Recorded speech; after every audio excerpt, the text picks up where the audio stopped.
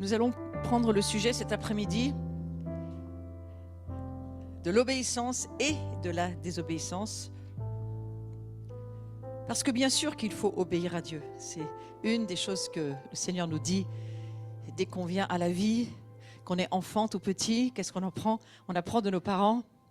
Mais est-ce que tu vas obéir enfin? C'est une des premières choses, je crois, qu'on retient quand on est tout jeune. Et la première chose que l'enfant va apprendre à dire, c'est non. Non, tu veux faire ça? Non. Ce non, tout le temps non. Le oui viendra beaucoup plus tard. L'enfant s'essaye aussi, lui, dans ce qu'il est en train de vivre. Il n'est pas né à nouveau quand il naît de son père et sa mère. Il naît tout simplement avec une séparation certaine d'avec Dieu. Et vous voyez s'exprimer ce que la Bible appelle l'homme animal, c'est-à-dire l'homme qui n'est pas régénéré dans son esprit. Alors tous ces cours sur l'identité chrétienne et sur le discernement entre la chair et l'esprit, ça va être des cours sur les prochaines journées de l'année 2023. Je vous invite à nous rejoindre. Mais une chose est sûre, obéir n'est pas facile. Hein? Parce que l'âme de l'homme qui n'est pas reliée à l'Esprit de Dieu a ses désirs propres qui ne sont absolument pas les désirs de Dieu. Alors j'aime bien ce verset qui démarque et qui nous dit ceci: nous sommes ouvriers avec Dieu. Car nous sommes ouvriers avec Dieu. Le car est important. Vous êtes le champ de Dieu, l'édifice de Dieu. Et on se rend compte que l'obéissance est la fondation sur laquelle le Seigneur peut se baser pour nous utiliser à son service. On entend un certain nombre de gens qui disent « mais je ne sais pas quoi faire, je ne sais pas dans quoi m'engager, je ne sais pas où aller ». Il est probable que certaines de ces personnes, ça fait beaucoup de fois que Dieu leur a proposé quelque chose, mais elles disent « non, je ne veux pas faire ça, non, je n'ai pas envie, non, ça, ce n'est pas pour moi, non, ça, ce n'est pas mon choix ». Donc, le non finit par dire « je ne sais pas qu'est-ce que je dois faire ». Ça se transforme comme ça. Nous ne sommes pas de simples serviteurs. Et c'est aussi pour ça que Dieu est exigeant sur le service, parce que nous ne sommes pas seulement des serviteurs, nous sommes des co-ouvriers avec Dieu. Et sous la nouvelle alliance, Dieu veut que nous devenions des co-ouvriers. Donc vous imaginez bien que lorsque Dieu, qui est d'une certaine manière le patron de sa grande entreprise, qui est la planète et l'humanité, va chercher avec qui il peut travailler, il va être soucieux de certaines choses. Et entre autres, de ne pas collaborer avec l'ennemi. C'est quand même une des premières choses pour lesquelles il faudrait faire attention. Hein. Et c'est aussi pour ça que je place la délivrance dans cet enseignement-là sur l'obéissance et la désobéissance, parce qu'au bout d'un moment, il faut se comprendre aussi pourquoi nous sommes tellement sous influence démoniaque. Et à cause du fait que nous sommes sous influence démoniaque, il faut comprendre le pourquoi, le comment, quelle est la nature du combat, contre qui nous nous battons et comment nous pouvons avoir la victoire. Si vous faites la guerre contre un ennemi que vous ne connaissez pas, ça ne va pas bien vous aider. Et si vous ne savez pas, ni ne connaissez les stratégies pour pouvoir vaincre cet ennemi, vous êtes battu à l'avance. Hein. Donc, que le Seigneur Dieu, c'est là où je vais revenir.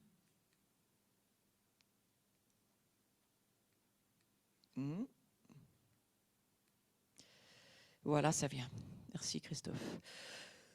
Que le Seigneur, le Dieu de tes pères, t'ajoute 1000 fois plus que ce que tu as et te bénisse. Moi, je n'ai pas souvent entendu cette prière. Je l'ai fait sur l'offrande qui a été donnée tout à l'heure. Ah, vous n'étiez pas au courant, mais en fait, il était prêt à dire « je te donne 1000 fois plus que ce que tu me donnes ». Oh, j'aurais dû donner. Ben oui, mais c'est trop tard. Comme il te l'a promis. Ça, c'est dans le livre des Deutéronomes que nous lisons cela. Et lorsque nous sommes prêts à recevoir les privilèges que Dieu nous accorde, alors, quand on est prêt à recevoir les privilèges, écoutez-moi bien, alors vient la responsabilité. La responsabilité, le sacrifice et le prix à payer pour suivre le Seigneur. Mais il nous faut être prêts à recevoir les privilèges. Et nous, on a un privilège, c'est que Dieu, dans son économie du royaume, il multiplie. Il n'ajoute pas, il multiplie. Si vous avez un petit peu été chercher à comprendre les principes du royaume de Dieu, c'est en rien une soustraction et en rien une addition. C'est une multiplication. Donc si vous voulez voir un succès ou une prospérité en termes de, on va dire, richesse spirituelle. Je ne parle pas que du matériel, là, bien sûr. Je parle de tout l'héritage qui est le nôtre au niveau spirituel. Il faut donner pour que Dieu puisse multiplier. Donc Jésus-Christ, il est venu chercher et sauver ceux qui étaient perdus. Et lui, Jésus le sait, il connaît l'économie du royaume. Et il sait aussi qu'au travers de sa mort et de sa résurrection, beaucoup d'autres vont pouvoir trouver le salut et devenir eux aussi des libérateurs. C'est-à-dire qu'il y a une multiplication de Jésus sur la terre aujourd'hui, et c'est qui nous sommes. Nous sommes des petits Christ sur terre. Et autant c'était facile pour Satan d'en éliminer un en pensant régler la question, sauf que maintenant ils sont repoussés avec des millions. Alors c'est pas facile pour lui maintenant de se débrouiller. La seule chose qu'il peut faire, c'est de vous maintenir dans l'ignorance, de faire que vous ne sachiez rien, que vous ne fassiez jamais rien, et que vous ne bougiez pas de votre chaise de l'église dans laquelle vous êtes. Et là, vous n'êtes pas trop dangereux.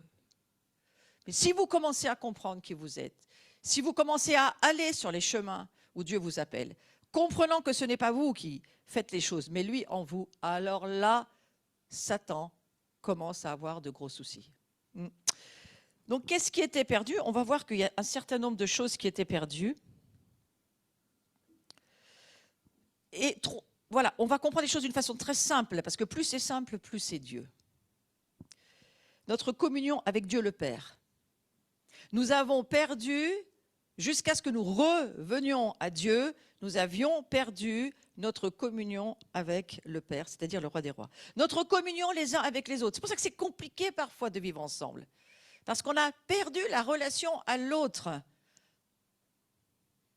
Les relations entre membres du royaume, entre membres du corps. Pourquoi le corps de Christ a du mal à fonctionner? Parce que les membres ne se comprennent pas, ne se connaissent pas, ne comprennent pas l'importance de faire fonctionner un corps. Si la main, c'est pas quelle est la main, le pied, c'est pas qu'il est le pied, la tête, on sait que c'est Jésus. Mais si on ne comprend pas comment fonctionne un corps humain, on comprendra encore moins comment fonctionne un corps spirituel. C'est l'image que va prendre l'apôtre Paul bien souvent pour expliquer combien il faut que nous retrouvions notre communion les uns avec les autres. Là, je vais insister sur quelque chose de très simple, mais c'est la stratégie démoniaque de l'en empêcher, c'est pour ça que j'en parle. Satan, la seule chose qu'il essaye de faire, une des choses vraiment importantes qu'il essaye de faire, qu'il n'y ait pas de relation entre nous, et surtout que nous ne nous aimions pas. Parce que lorsque nous allons être un ensemble, pas seulement avec Dieu, c'est facile d'être un avec Dieu, mais un avec les autres, c'est à ça que sert la famille de Christ, c'est à s'aimer, à s'embellir, à s'entraider, à s'édifier, à s'exhorter, à construire, à bâtir. C'est à ça que nous servons dans ce monde en étant la maison de Dieu. Et Satan, lui, ne veut pas cela parce que lorsque nous pratiquons le hérad, le un ensemble, le pouvoir de la parole prophétique, le pouvoir de la puissance de Dieu au travers de ce un est le pouvoir de Dieu. Vous m'avez entendu ? Donc surtout qu'ils ne viennent pas à l'église, surtout qu'ils ne soient pas fidèles à leurs assemblées, surtout qu'ils ne s'aiment pas. On va raconter n'importe quoi sur n'importe qui. Le tout, c'est qu'ils le croient. Parce que s'ils se mettent ensemble, le monde des ténèbres est en danger.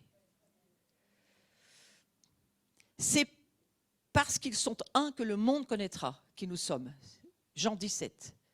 C'est pour ça que le Seigneur essaye de ramener d'une façon très forte dans cette dernière saison pour ce monde, l'importance de la communion les uns avec les autres.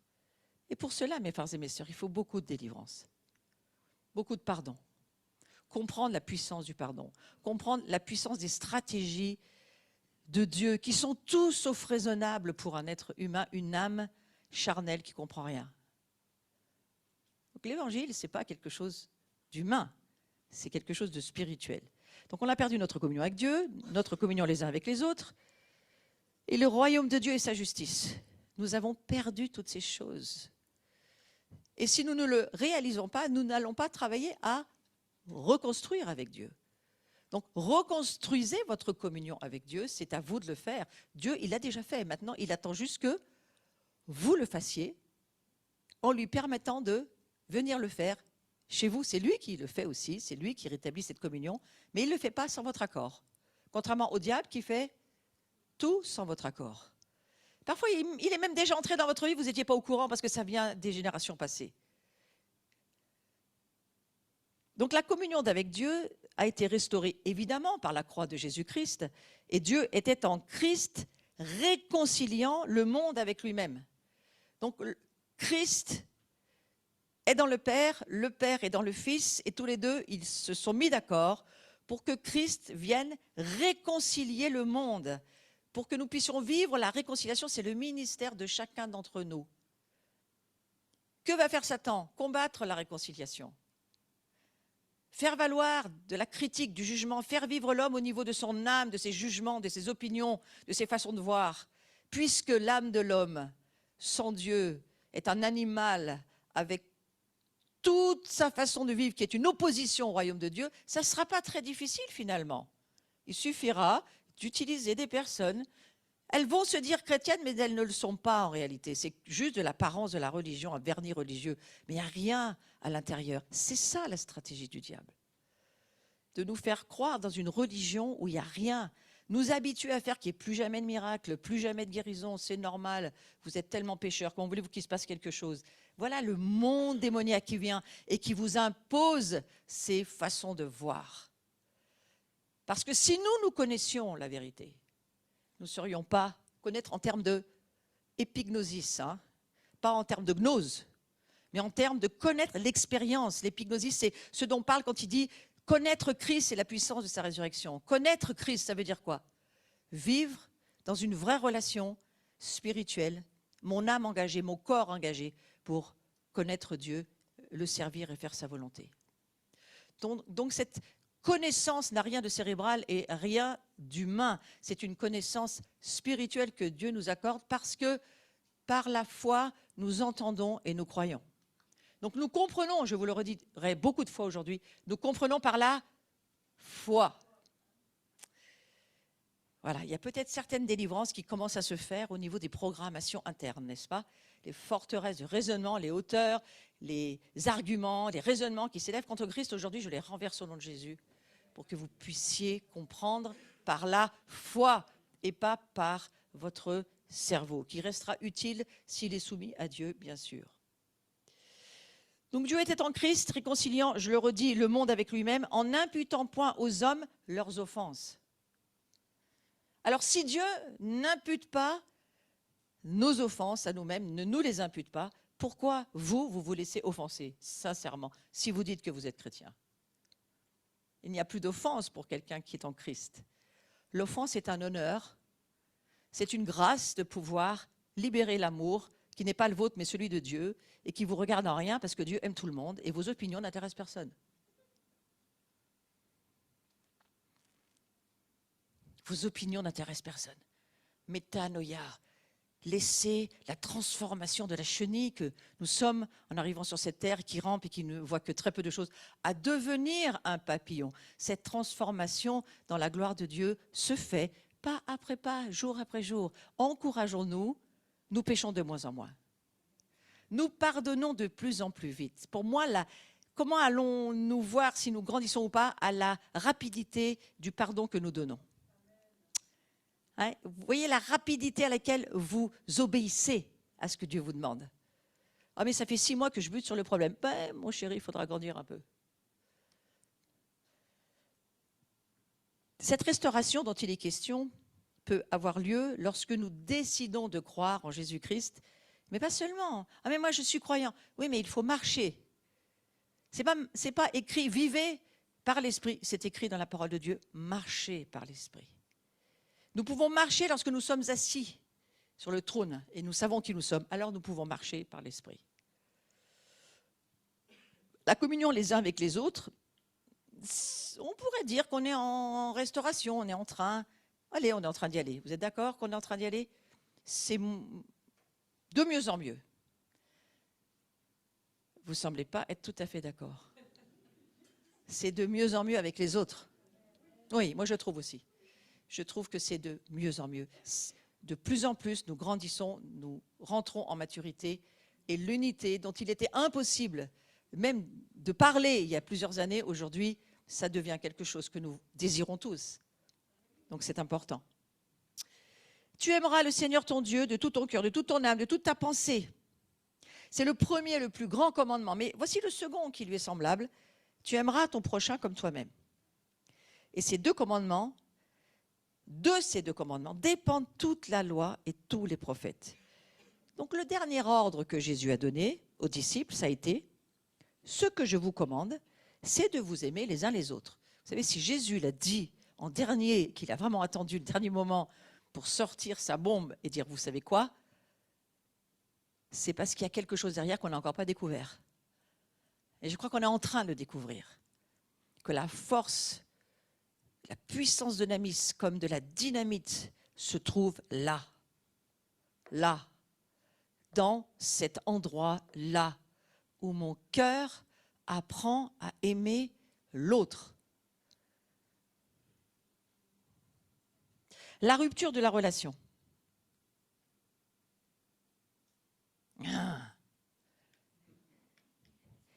Définition de l'inimitié. Je me suis dit, mais qu'est-ce que ça veut dire, l'inimitié? C'est vraiment pas un mot qu'on emploie tellement aujourd'hui. Et puis, ça m'a inspiré d'aller voir mon ami Wikipédia, finalement. Vous savez bien que le lien qui faisait que nous étions des fils et des filles de la gloire a été rompu. Ce lien a été rompu.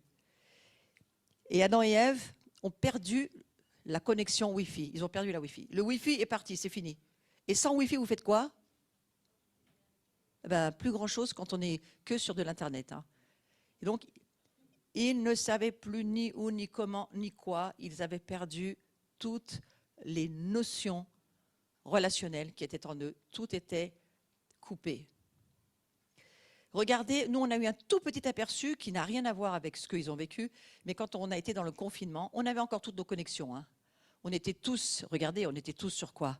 En ligne, Zoom, YouTube, ça n'a jamais autant marché parce qu'on a trouvé d'autres solutions. On s'est dit, bon, ok, tant pis pour le présentiel, mais au moins nos esprits, ils peuvent fonctionner. Formidable parce que ça nous a beaucoup, beaucoup appris.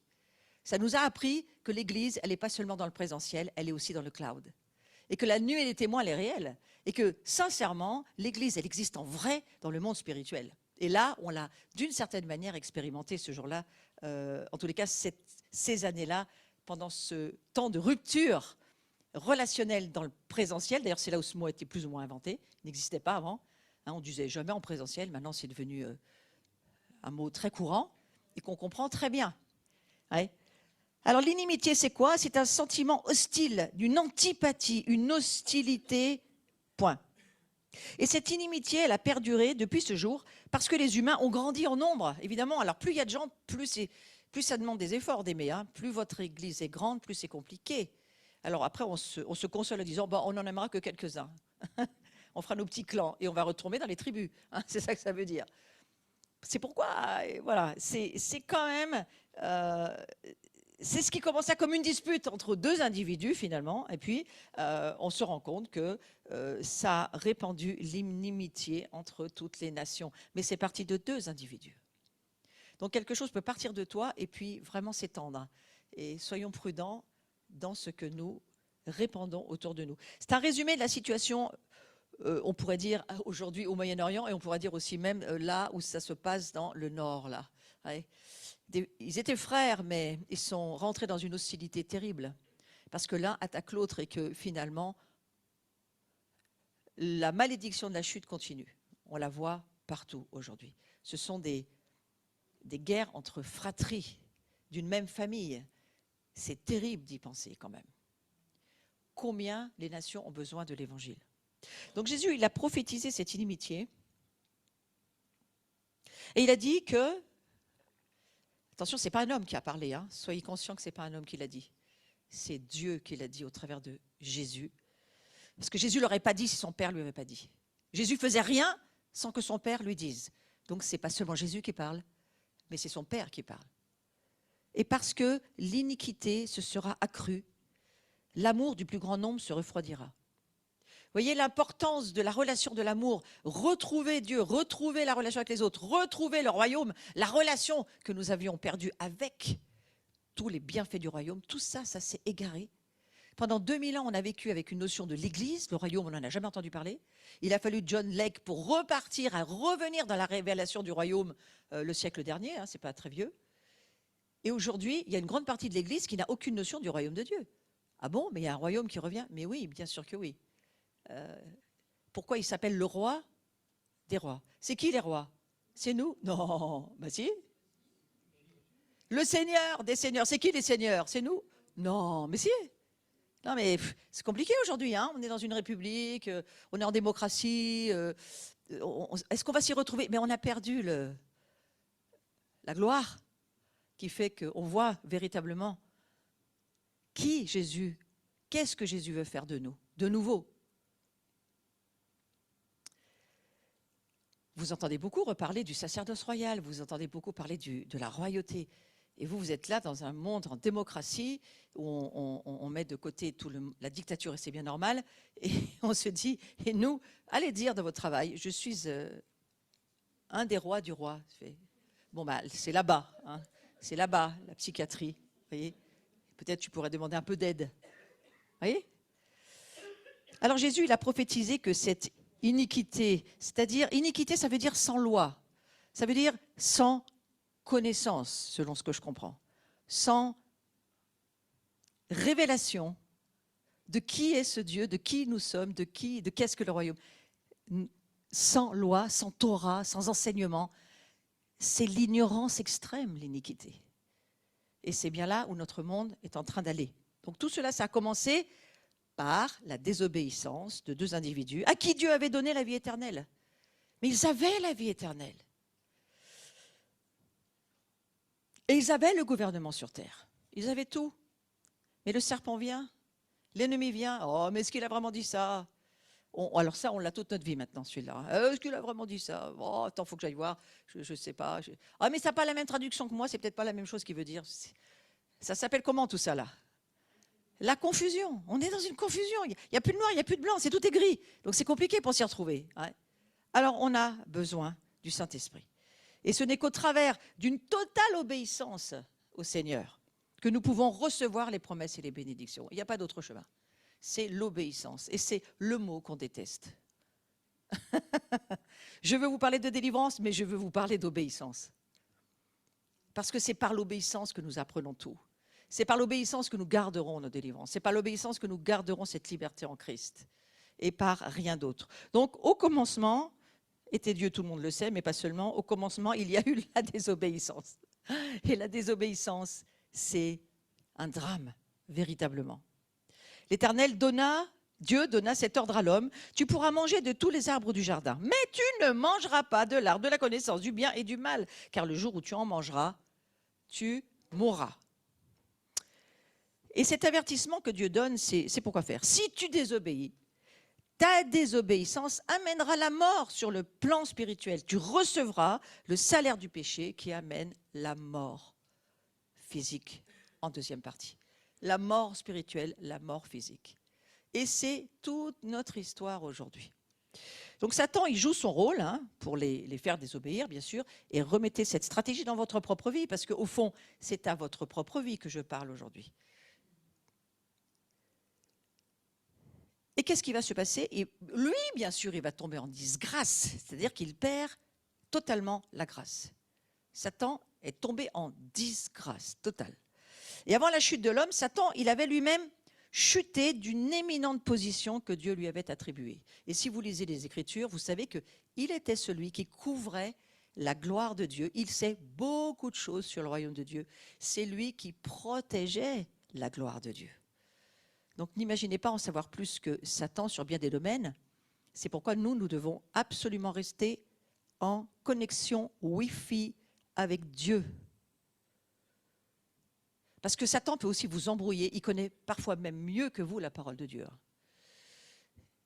C'est pourquoi la lettre tue, mais l'esprit, c'est-à-dire est vivant, rend la vie et crée et recrée cette vie qu'il nous faut garder absolument. Au plus profond de son cœur, il semble que Satan rejeta l'autorité de Dieu parce qu'il a eu un désir d'être plus grand que lui. combien de fois nous avons en nous un désir d'être plus grand que l'autre. C'est pour ça que l'Écriture va nous dire, considérez les autres comme supérieurs à vous-même. Considérez les autres comme supérieurs à vous-même. Et il y a en nous, dans notre âme non renouvelée, un désir d'être le plus grand, le meilleur. Parce que Dieu nous a créés pour dominer. Donc là aussi, il faut discerner. Alors on est créé pour dominer quoi? Pas les créatures. La création est ce qui nous est confié. Mais certainement pas les créatures. Donc il faut faire aussi là, attention, il nous faut du discernement. Le but de Satan, c'est que Dieu rejette le plus grand nombre d'hommes et de femmes à cause de leur rébellion et à cause de leur désobéissance. Moi, j'ai envie de vous dire, mais quelle claque cette grâce que Dieu nous offre pour le diable. Ça lui donne la migraine. Comment? Mais il mérite la mort. Ouais, mais moi, je leur fais grâce. Là, il a pété un câble, le diable, je peux vous le dire. Parce qu'il n'a pas du tout saisi, à la base, le plan de Dieu. Ouais. Souvenons-nous qu'à chaque fois que nous désobéissons ou que nous ne respectons pas les commandements de Dieu, ça implique, évidemment, ça implique une rébellion. Alors attendez, là j'en suis à la désobéissance a des conséquences au-delà de notre sphère individuelle. Mais je pense que c'est à celui d'avant que je vais revenir. Parce que je crois que c'est ça que je voulais dire, c'est ça. La désobéissance, ça implique une rébellion et un désir d'être indépendant de Dieu. Chaque fois que vous avez ce désir qui monte en vous, je vous parle de délivrance, chaque fois qu'il y a ce désir qui monte d'être indépendant de Dieu, j'ai plus envie d'être dans la famille avec les chrétiens. Ils ne me plaisent pas, je ne les aime pas. En plus, ils sont... Vous voyez, ce genre de remarques. Je n'ai pas envie de passer du temps avec des chrétiens. Je n'ai pas le désir de la communion avec Dieu. Quand vous commencez à sentir le froid revenir entre vous et Dieu, vous et les autres, et vous et la famille de Dieu, attention, c'est un signe d'indépendance. Et ça pourrait être une possibilité que soit rentré dans votre vie ou se manifeste dans votre vie un esprit d'indépendance. Mais vous savez quoi, ça se chasse très facilement et on remet très facilement la connexion avec Dieu. Je vous redis, Dieu nous fait grâce. Et il y a une calculette en nous qui essaye de commencer à dire « Oh, moi j'ai ça, j'ai ça, j'ai ça ». Mais Dieu, il fait grâce. Ce qu'il vous demande juste, c'est de le reconnaître et d'y renoncer. C'est tout. Lui, il a fait tout le travail, c'est lui qui l'a fait. L'alliance, c'est lui qui la tient. C'est lui qui est celui qui tient les relations. C'est lui qui fait tout. Il est l'initiateur et puis il est aussi le rémunérateur. Il est celui qui fait absolument tout. Donc, quiconque pêche et transgresse la loi et le péché est la transgression de la loi. Donc, le péché, c'est la transgression de la loi. Vous imaginez bien que Dieu ne va pas nous amener une loi où il sait d'avance que personne ne peut la suivre. Vous appelez ça comment, vous? Un père qui vous envoie un règlement, il sait très bien que vous ne pouvez pas le suivre. Et si vous ne le suivez pas, vous mourrez. Vous trouvez que c'est un bon plan? C'est un plan d'un Dieu qui vous aime, ça? Vous pensez que c'est un Dieu rempli d'amour et de miséricorde? Non, il y a quelque chose qu'il faut comprendre là derrière. La loi n'est pas faite pour nous sauver. La loi, elle est faite pour voir qu'on est pécheur. Et dans le service de la délivrance, il faut juste voir, accepter, ne pas vivre dans le déni, ne pas dire « je ne vois pas, ce n'est pas pour moi, je n'ai pas ce problème-là ». Et pour être capable de voir vos problèmes, vivez avec les autres, parce que les autres, ça va beaucoup vous aider à voir vos problèmes. Vous vivez tout seul, vous ne voyez pas grand-chose. Mais vous vivez avec les autres, mariez-vous, vous voyez très bien. L'amour rend aveugle, le mariage rend la vue. Ah, ça, ce n'est pas dans la Bible, mais c'est comme en vrai. Hein. Donc, en vivant avec les autres, vous allez pouvoir savoir. C'est pour ça qu'on grandit mieux.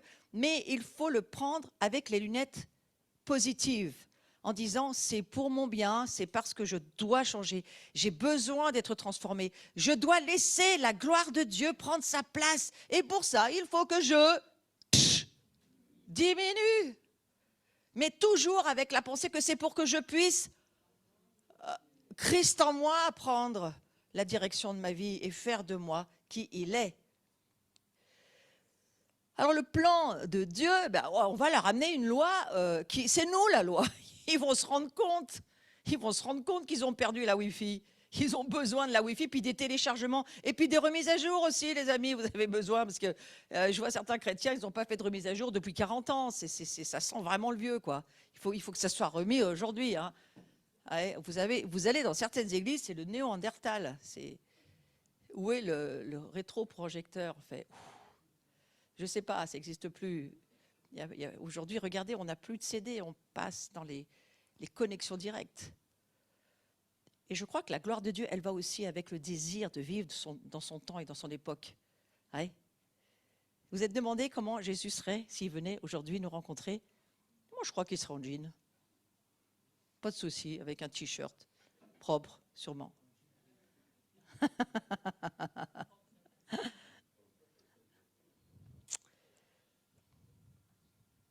Rappelons-nous. Ça veut dire que nous considérons notre volonté comme au-dessus de Dieu et non valide lorsque nous ne souhaitons pas suivre Christ. Mais Christ, ce n'est pas la loi, mais c'est quand même la loi, parce qu'il a accompli la loi. Donc la loi, je vais vous expliquer quelque chose sur la loi. La loi, elle est là pour nous aider à vivre et à nous positionner par la révélation du Saint-Esprit dans chaque saison de notre vie. La loi, elle est là. La parole de Dieu, c'est la loi. Le commandement de Dieu, c'est son conseil pour nous aider à vivre là où on en est, de la marche dans laquelle on est, dans le plan que Dieu nous a confié. Et en général, on n'a pas tous le même, hein. On peut avoir un plan communautaire avec sa communauté, mais on a des plans aussi très personnels et des plans et des voies très personnelles, des chemins qui sont aussi très personnels. Par contre, la loi, elle est en aucun cas là pour nous justifier. La justification, c'est le jour où nous sommes sauvés et nous savons que nous avons notre salut. La loi ne peut rien pour ça. Toute personne qui voudrait suivre la loi n'y arrivera jamais. Elle a perdu d'avance. Le seul qui peut nous sauver, c'est Christ, et c'est la foi que nous mettons dans le fait qu'il l'a fait. Est-ce que vous allez pouvoir arriver à croire que Jésus est mort pour que vous soyez sauvés? Point, sans discussion. Vous êtes justifiés, vous êtes rendus justes parce que lui, il est, vous l'êtes. Et ensuite, vous allez marcher sur un chemin pour réaligner et mettre votre vie en ordre par rapport à tout ce qui, dans votre humanité, n'a pas suivi. Parce que la délivrance, ça va pour notre âme et pour notre corps. Notre esprit a été régénéré par l'esprit de Christ. Nous sommes régénérés dans notre esprit. Mais ni notre âme, ni notre corps n'ont été transformés et saints dans la seconde où nous avons donné notre vie à Jésus. Ça se saurait, ça se verrait. Nous n'aurions plus aucun combat. Or, ce n'est pas le cas. Et nous subissons encore toutes les maladies. Nous subissons les malédictions. Nous subissons encore beaucoup de choses. Parce que ça nous permet aussi d'apprendre à faire la guerre et à se rendre compte que nous sommes vendus dans l'humanité que nous étions et que nous sommes toujours, même en termes de fils et filles nés à nouveau, remplis du Saint-Esprit. Nous avons encore un corps qui souffre et une âme qui souffre dans certains domaines. Et Dieu veut nous aider, ça c'est sûr. Mais nous ne sommes pas devenus Dieu, attention. Là, le New Age a fait le pas que nous ne faisons pas. En renonçant à notre âme, à notre vie personnelle, notre volonté personnelle, en renonçant à nos émotions, qui ne doivent en aucun cas nous diriger, en renonçant à notre volonté, lorsque nous prions que ta volonté soit faite, lorsque nous chantons à Dieu que ton règne vienne, ben vous êtes en train de dire, par définition, donc ce n'est pas votre volonté à vous, ni votre règne sur votre vie, c'est celui de Dieu. Donc vous êtes en train de dire à Dieu, transforme-moi, mais vous ne l'aviez peut-être pas compris. Mais chaque fois que vous priez ou que vous chantez ces paroles, vous demandez une transformation de qui vous êtes. Lui, en vous, va le faire si vous le laissez faire.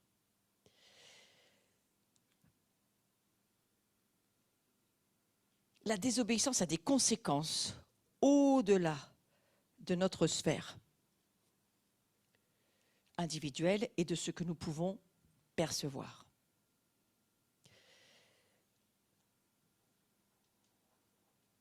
Nos choix entraînent des conséquences néfastes à tous les niveaux. Vous êtes d'accord? Nos choix sont-ils toujours bons? Non. Est-ce que tout ce que nous décidons, c'est toujours de Dieu?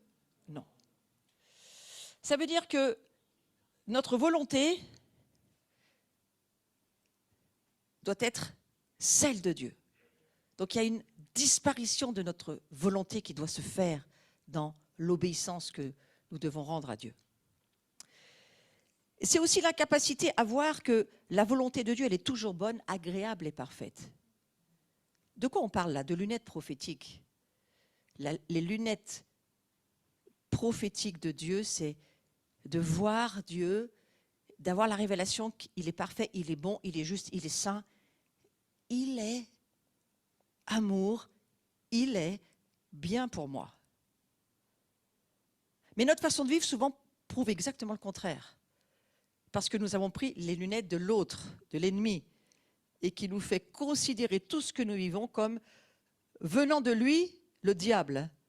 Alors que parfois, non, c'est juste Dieu qui nous laisse traverser des saisons de désert, parfois d'épreuves, parce que ça forge en nous l'obéissance. Il y a une église qui ne voit pas qu'elle est forgée à l'obéissance et qui n'arrête pas de dire « le diable m'attaque ». Non, c'est le diable essaye de faire que tu lui obéisses. Dieu essaye de faire que tu lui obéisses, mais toi, tu penses que c'est le diable qui t'attaque. La chose qui nous manque le plus, selon moi, c'est le discernement. Donc la désobéissance, elle a des conséquences étendues. Je crois qu'elles sont étendues.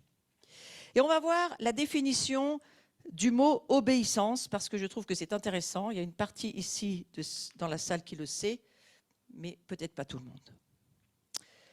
C'est quoi l'obéissance? Alors c'est la qualité ou l'état d'être obéissant. Plus vous allez laisser le Saint-Esprit voir qui vous êtes, plus vous allez voir que vous êtes obéissant. Vous n'avez pas de l'obéissance. Vous êtes qui il est. Donc vous êtes obéissant parce que Christ est obéissant et que vous êtes Christ en vous, vous le devenez. Si tu vois ça, ça gagne beaucoup de terrain. Si tu peux voir, tu es qui est Christ. Et plus tu le vois, plus tu vois que tu es qui est Christ, plus tu le deviens. Plus tu regardes ce que tu n'es pas, plus tu le deviens. Et plus le diable va prendre autorité sur toi. Mais je suis tellement ci, je suis tellement là, j'ai tellement pas d'obéissance, j'ai tellement de rejet, j'ai tellement de difficultés. Et on passe son temps à se maudire et à créer le monde que Satan veut que tu crées. Deviens ce que tu dis. Alors l'obéissance, c'est la soumission à la contrainte ou à l'ordre donné par l'autorité. Le synonyme de docile, malléable, accommodant. Dans notre communauté, nous avons passé beaucoup de temps là-dessus pendant des mois, à se dire « Oh, quelle docilité! Oh, quelle malléabilité! Oh, quelle accommodance !» C'était un peu cynique souvent parfois parce que c'est parce que ça ne l'était pas. Mais au moins, on avait le discernement sur nous. On comprenait que il aurait fallu un petit peu plus de malléabilité sur ce coup, ou un petit peu plus d'accommodance pour montrer que Christ semblait être au fond de nous, présent et vivant. Ouais. Mais c'est un discernement qui va vous être utile pour les jours qui viennent. D'abord pour vous-même, frères et sœurs. D'abord pour vous-même. Donc l'obéissance, elle applique quelque chose. Et pour certains, c'est juste de la, on va dire, de la révision. Hein. Voilà. J'ai trouvé tellement intéressant. Moi, ça a changé ma vie pendant des années. Hein, c'est pour ça que j'en parle. Alors, docile, ça veut dire quoi? Prédisposition à se soumettre sans hésiter, alors ça c'est ce que je préfère, sans hésiter à l'autorité et au conseil. Moi je sens qu'il y a 1 millier d'anges qui passent dans la salle. Et peut-être sur le replay, vous aurez la même chose. Allez boire un verre à la cuisine et revenez.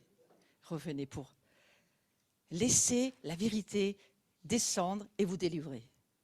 Qu'est-ce qui nous délivre? L'expérience de la connaissance de la vérité. Bon, la vérité, ça peut rester un concept philosophique, mais si vous décidez de l'expérimenter, alors il faut certainement aller boire un coup et prendre de l'air. Hein. Mais voilà ce qu'est la docilité. Prédisposition à se soumettre sans hésiter au conseil de Dieu. Ah oui, d'accord. À l'autorité de Dieu. Ah oui, d'accord. À l'autorité de quelqu'un, c'est plus compliqué. Mais vous allez avoir dans votre vie une obligation à vous soumettre à une autorité incarnée et qui sera imparfaite. Votre patron, peut-être, ou peut-être les autorités en place dans vos assemblées. Là, c'est aussi un petit peu plus compliqué, mais ça forge en vous quoi? L'apprentissage à vous soumettre, même à quelque chose qui n'est pas juste, vous soumettre à quelque chose qui ne vous plaît pas. Mais ce n'est pas le fait que ça soit juste ou qui ne vous plaît pas qui est intéressant dans l'histoire. C'est le fait de comment votre cœur se soumet, parce que Dieu prend des notes pour le gouvernement ministériel du millénium. Il se dit, je me fiche complètement que ça soit ou pas valable, mais comment est-ce qu'ils se soumettent? Ah oui, mais comment veux-tu qu'on se soumette à une injustice? Qu'a fait Jésus sur la croix? Il s'est tu et il a obéi à son Père. Son Père lui dit, tu passes par là. Donc parfois, vous aurez tort d'avoir raison et il va bien falloir l'admettre.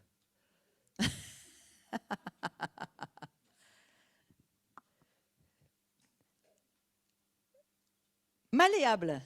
Moi, ça me fait tout de suite penser à la pâte à modeler. Vous savez, je ne sais pas si vous pensez à ça vous aussi. Sous-tend un caractère permettant de faire face avec aisance ou se débrouiller. Un caractère qui fait face, qui se débrouille, qui a une malléabilité, vous voyez? C'est ça l'obéissance. En fait, Jésus avait cette capacité de se trouver dans des situations et de prendre la forme parfois de la situation pour pouvoir entrer dans la situation sans jugement, sans que de la grâce et toucher le cœur des gens par une parole de vérité. Que Dieu nous aide. Oui, mais ça peut aider pour les jours qui viennent de se souvenir de cela. Mais j'ai trouvé intéressant de parler d'obéissance en ce moment.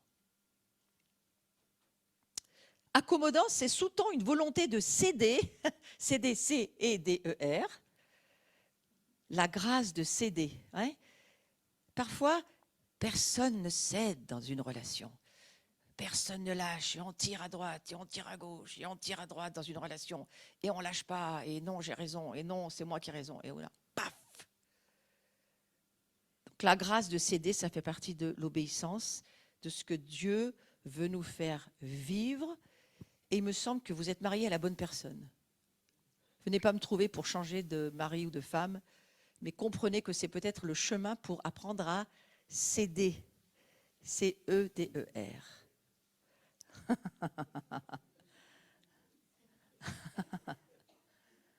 Laisse tomber, en gros, ça veut dire. Est-ce que c'est important? Je crois que si Jésus avait voulu argumenter ou ergoter sur tout ce qu'il voyait, je ne crois pas qu'il y serait arrivé. Il est parfaitement homme, rempli du Saint-Esprit, il sait tout, il voit tout. Comment pouvait-il choisir un voleur dans sa comptabilité? Enfin, parce qu'il a une grâce de céder à certaines choses. Parce que ce n'est pas ce qu'il voit ou ce qu'il sait qui fait qu'il aborde l'humanité. Il cherche le cœur. Et parfois, ça ne lui fait pas peur de rester dans un défi pour voir jusqu'où ça peut aller. Ah, et c'est de vous dont je parle, hein. Dans les situations que nous avons à traverser.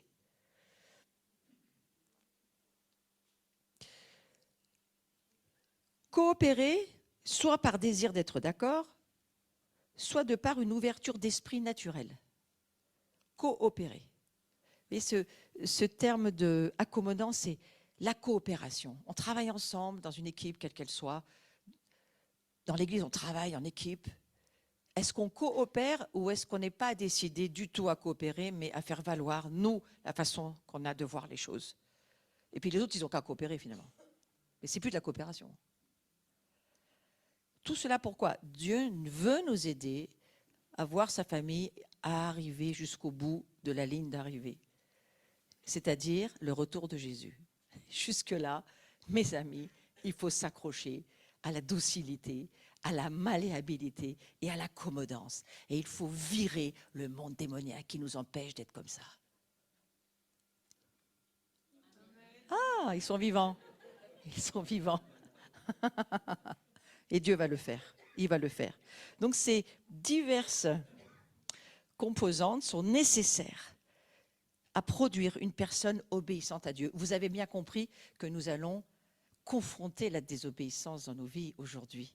Nous allons confronter la rébellion, nous allons confronter l'indépendance, confronter ce monde qui veut venir nous empêcher de finir notre tâche, notre course et bloquer la gloire de Dieu qui veut venir vivre en nous et en communauté et qui veut se libérer dans le monde. Mais pour cela, il faut travailler sur ces domaines. C'est extrêmement important. Moi, je suis intéressée pour arriver jusqu'au bout. Donc, on va lire « Soumission à son autorité ». Nous parlons de Dieu et des autorités qu'il a mis en place. « Conformité à ses exigences ». Céder notre volonté à la sienne. Une prédisposition à tous les points précédents. Donc, refaites votre QCM. Coopération. Eh oui, nous sommes des personnes qui allons avoir à coopérer. Ouverture d'esprit. Alors, fermeture d'esprit, revenez dès le début. Et allez voir comment ça fonctionne, parce que le Saint-Esprit, il est saint, mais il a déchiré le voile du légalisme et de tout ce qui empêchait Dieu de venir dans le monde. Maintenant, Jésus est là, on peut être ouvert. D'accord ? Parce que Jésus est là, on peut être ouvert. Parce que Jésus, il est la grâce. Parce que Jésus, il absorbe l'injustice, la tromperie. Il absorbe tout ce qui n'est pas équitable. Il est grâce pour ceux qui ne devraient pas avoir de la grâce. Oh, mais comme c'est compliqué. Ça serait plus simple si on faisait justice à notre manière. Mais Dieu n'est pas comme ça. Où est le religieux à l'intérieur de nous? Parce que nous allons le chasser tout à l'heure. Il y a en nous un religieux qui se cache et qui veut faire sa justice et qui veut faire valoir sa manière de voir, ses opinions. Mais le vieux roi que nous étions est mort. Allô? Le vieil homme est mort. Vous avez renoncé à votre vie si vous êtes chrétien. Le vieux roi est mort. Vive le roi Jésus. Du reste, ça va bien avec ce que vivent les Anglais. Vive le roi.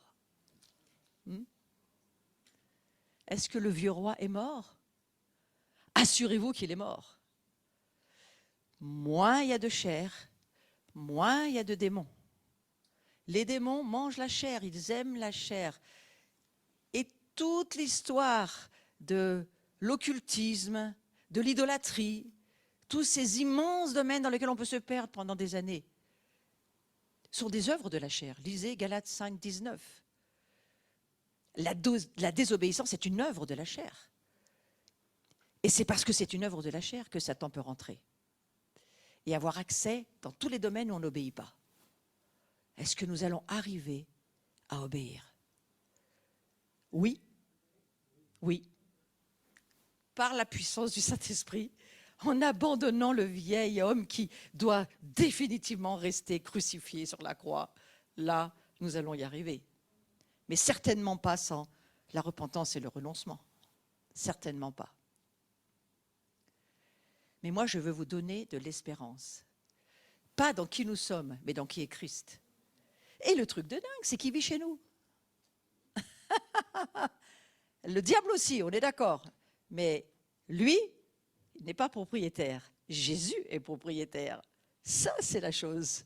Lui, il a le contrat signé dans les cieux. Lui, il est notre avocat, notre défenseur, celui qui va, pour nous, toujours avoir le dernier mot. Parce qu'il est justice pour toi et pour moi. Vous vous rendez compte? Mais c'est quoi? Pourquoi cet abattement soudain? Les démons ne sont là que pour être chassés. Et notre humanité doit voir qu'elle en est responsable jusqu'à ce qu'elle comprenne que ce n'est plus elle qui vit, mais Christ en nous. Christ en elle, cette humanité. Comprenez par la foi ce que je suis en train de vous dire. Laissez votre cerveau à l'arrêt, s'il vous plaît. Vous allez voir par la foi ce que Dieu est en train de vous dire. Il y a un caractère qui peut être modelé, formé dans les mains du Tout-Puissant. Oh, ça, c'est le plus un caractère. Hein? Mais souvent, on dit, mais quel mauvais caractère, cette personne, comment on va s'en sortir? Eh bien, vous savez quoi? C'est comme pour l'obéissance. Je vais vous dire quelque chose que je trouve intéressant. Nous avons le caractère de Christ. Mais pas seulement, nous avons le caractère de Christ. Nous sommes le caractère de Christ. Oh non, mais là, tu vas trop loin, là. Non. Non. Nous sommes dans notre position légale, assis sur le trône. Nous sommes le caractère de Christ. Mais nous n'y sommes pas encore arrivés. Parce qu'il y a le vieil homme qui doit se considérer comme mort. Le clou de l'affaire, c'est l'humilité. Considérez les autres comme au-dessus de vous-même. Cessez de vous mettre au-dessus des autres. C'est ce que dira Jésus. Parce qu'à partir de là, je peux continuer à vous transformer. Les orgueilleux, je ne peux rien faire. Ils ont déjà décidé. Mais ceux qui ne sont pas orgueilleux, ceux qui sont humbles, moi, je peux vraiment vous aider. Parce que je suis vraiment chez vous. Mais laissez-moi vous transformer. Qu'est-ce qui nous transforme ? Lorsqu'on entend la parole de Dieu et qu'on sait que c'est vrai. Si je vous dis, vous êtes le caractère de Christ et que vous le croyez, vous êtes en train d'avancer. Vous êtes en train de laisser le Saint-Esprit vous transformer. Et dans la présence de la gloire de Dieu, vous le devenez. Vous remarquez que lorsque Dieu est vraiment présent, que les gloires sont très épaisses, très, très présentes, on est beaucoup mieux. On va beaucoup mieux. Nos vies changent. Alors certains, vous vous sentez mal parce qu'il y a une forme de démonologie qui se lève et qui fait du bazar à l'intérieur. Mais soyez pas inquiets, ceux-là, ils ne vous rentrerez pas avec. Ce n'est pas un souci, on va les chasser, ceux-là. Parce que c'est ceux-là qui vous gênent pour vivre la gloire de Dieu. Hein ? Vous remarquez que souvent, quand Dieu est là, les enfants sont très paisibles, ça ne bouge plus. Moi, mon chat, il s'endort dans l'onction.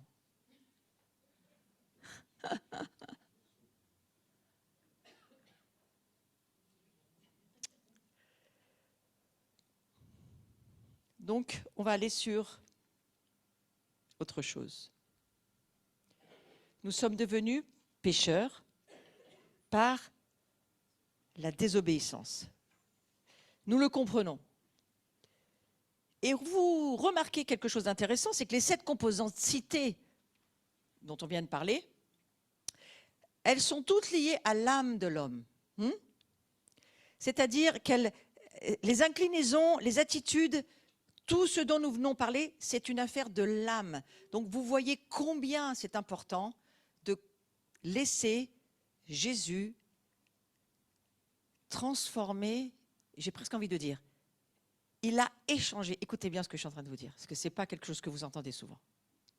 Il a échangé son âme contre la nôtre.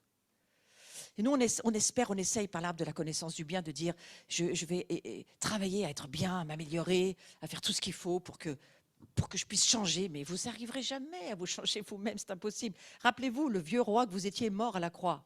Votre âme est morte avec, vous l'avez laissé à Dieu. Je crois que plus vous verrez que votre âme ne vaut rien sans Dieu, moins vous aurez de difficultés au changement. C'est ce que j'appelle l'identification à la mort avec Christ. Plus vous voyez que votre vieille vie est morte à la croix et qu'aujourd'hui, il faut laisser Dieu échanger son âme contre la vôtre. Or, Ésaïe 53, 3 fois nous dit, il a échangé son âme contre la vôtre. Il a donné son âme par les meurtrissures qu'il a vécues. On a en traduction, il a donné sa vie, mais en hébreu, c'est il a donné son âme. C'est extrêmement important de le comprendre. Nous ne pouvons pas nous transformer nous-mêmes. Nous pouvons juste accepter les échanges. Et les échanges se font comment ? De cœur à cœur avec Dieu. Les transformations se font comment dans la gloire ? C'est par la révélation. Lorsque la révélation t'amène à voir, je suis Jésus, donc forcément, je vais devenir ce qu'il est. Jusqu'à ce que tu le vois, tu ne peux pas le devenir. Tu ne deviens que ce que tu vois, ce que tu penses, ce que tu sais. Vous comprenez pourquoi l'ignorance tue ? Vous comprenez ? Essayez de ne pas dormir, c'est important. Et l'échange, c'est au moment où tu vois l'expérience de la connaissance de la parole de Dieu, de la vérité, c'est elle qui fait que tu deviens. C'est la connaissance de la vérité qui te rend libre. Les démons s'en vont quand tu as la révélation. La puissance de Dieu en toi fait partir la démonologie. Mais est-ce que tu entends ce que Dieu te dit par la foi et pas par ton cerveau et ton âme qui ne comprend rien sans Dieu ? Hein ? Donc voilà, c'est important de se le dire. Elle demande d'avoir une volonté libre et c'est cela qu'il faut prier. Seigneur, libère ma volonté. Je veux que ma volonté soit libre d'entendre, d'accepter. Libère mes émotions. Je refuse que mes émotions soient dominées par des pensées de mensonges, parce que tes émotions, elles se lèvent au travers de ce que tu penses. Les émotions sont très liées à la pensée. Ce que tu penses, tout à coup, on te parle de Robert, et Robert, ça te ramène au gars qui t'a violé il y a 50 ans, et ça y est, et tes émotions, elles sont debout, et elles te dirigent, et stop. Une âme libre, c'est une âme qui a rencontré l'âme de Christ. Nous avons besoin de rencontrer le Christ et de faire qu'il nous touche et que notre vie change. Et elle nous oblige à l'engagement et à faire notre part, évidemment. Donc, Dieu nous ayant créé à son image, corps, âme, esprit, oui, corps aussi, bien sûr. Eh bien, lors de la chute, l'esprit de l'homme, et par la séparation de notre esprit et de l'esprit de Dieu, nous avons perdu toute vision de la vérité. Donc aujourd'hui, nous la retrouvons. Nous la retrouvons parce que Christ vient, il s'incarne en nous. L'Esprit de Dieu s'incarne en nous. Et nous devenons le corps et l'âme du Christ. Je prie que le Saint-Esprit vous aide à le voir. Pas à le savoir, mais à le voir. À voir qui nous sommes.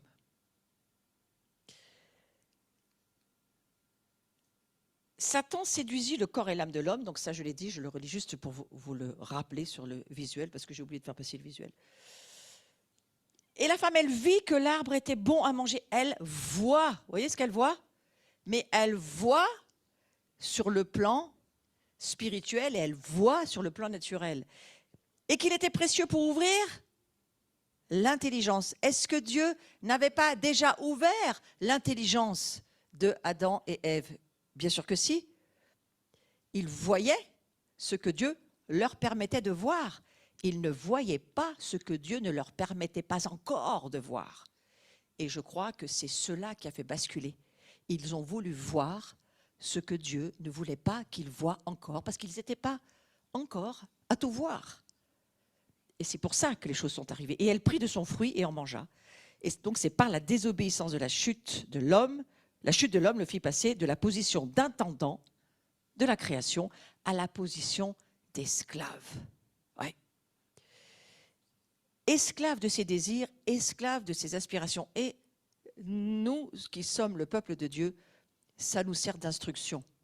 Ne soyons pas esclaves de nos aspirations, ne soyons pas esclaves de nos désirs. Alors, bien évidemment que obéissance ou désobéissance, la vie ou la mort, dans chaque génération, Dieu y cherche des hommes selon son cœur, des hommes pour marcher d'une manière irréprochable. Là encore, ne l'entendez pas avec la connexion arbre de la connaissance, mais entendez-le avec la Wi-Fi spirituelle. L'arbre de vie, celui qui vit en nous, c'est lui qui vit. Et c'est lui qui va être qui nous sommes, obéissants. Et commencez à croire que vous êtes qui il est. Donc, lorsque je vous dis qu'il nous faut rencontrer Jésus dans une autre dimension de gloire et qu'il nous faut commencer à avoir une remise à jour en écoutant la parole de Dieu par la foi, pas par votre cerveau. Et en entendant par la foi, vous voyez que vous êtes qui il est. Waouh! Nous sommes qui est Christ. C'est un immense mystère. Et alors que nous sommes ce qu'il est, eh bien nous le devenons forcément, puisque ce que nous pensons, nous le devenons. Donc nous devons commencer à penser comme Dieu pense. Nous sommes Christ en nous, l'espérance de la gloire. Nous vivons déjà une part de gloire. Mais nous allons en avoir beaucoup plus, n'est-ce pas? Il établit une alliance avec Noé, avec Abraham, Isaac, Jacob. Donc ça, c'est toutes les alliances. C'est lui qui les établit. Il fait tout. Il fait tout pour que nous puissions le savoir? Non.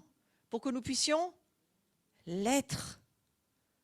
Il fait tout pour nous dire, vous êtes cela. Est-ce que vous pourriez me croire?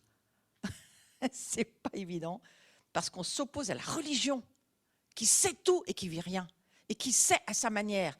Et l'arbre de la connaissance du bien, je vous l'aurais dit, ne mène nulle part. Et Dieu prend soin de bien s'occuper de l'obéissance et de la désobéissance du peuple de l'Alliance qu'il s'est choisi, c'est-à-dire Israël. Donc je vais lire ces passages juste pour nous le rappeler, parce que je pense que c'est intéressant de le lire. Et on va faire une petite pause dans quelques minutes. Israël, c'est une source de bénédiction. Et c'est primordial de comprendre le rôle d'Israël. Aussi dans l'histoire de l'obéissance et de la désobéissance, vous voyez bien où ça les a aussi emmenés. Peuple élu, nation sainte, Kadosh, mis à part. Et regardez où ils sont tombés, dans quoi ils sont tombés. Ils sont devenus eux-mêmes l'objet de la promesse au lieu de vivre par Jésus qui vient leur proposer d'être ce qu'il est. Non, ils sont accrochés au livre, à la loi, et finalement, ils refusent le Fils de Dieu. Derek Prince va jusqu'à dire, et je le rejoins, quel est l'esprit derrière? L'esprit d'Antichrist a refusé le Fils de Dieu. Ah oui, là je vois qu'il y a une nuée qui passe. Mais tout esprit qui refuse à voir le Fils de Dieu est un esprit d'Antichrist. Donc attention mes frères et mes sœurs à tout ce qu'on raconte et tout ce qu'on peut entendre sur le sujet, n'est-ce pas? Mais Zacharie va dire ceci, c'est très intéressant de le lire, au peuple de Juda et peuple d'Israël par le passé, vous avez été maudits par les nations, parmi les nations, et par elles, mais je vous sauverai et vous serez bénis, et vous deviendrez une source de bénédiction, vous serez une bénédiction. C'est pas vous aurez un peu de bénédiction, vous avez entendu? J'aime bien, ça y est, vous prenez l'atmosphère dont j'ai besoin. Vous serez, c'est un verbe d'état. Vous serez une bénédiction. Soyez donc sans crainte et reprenez courage.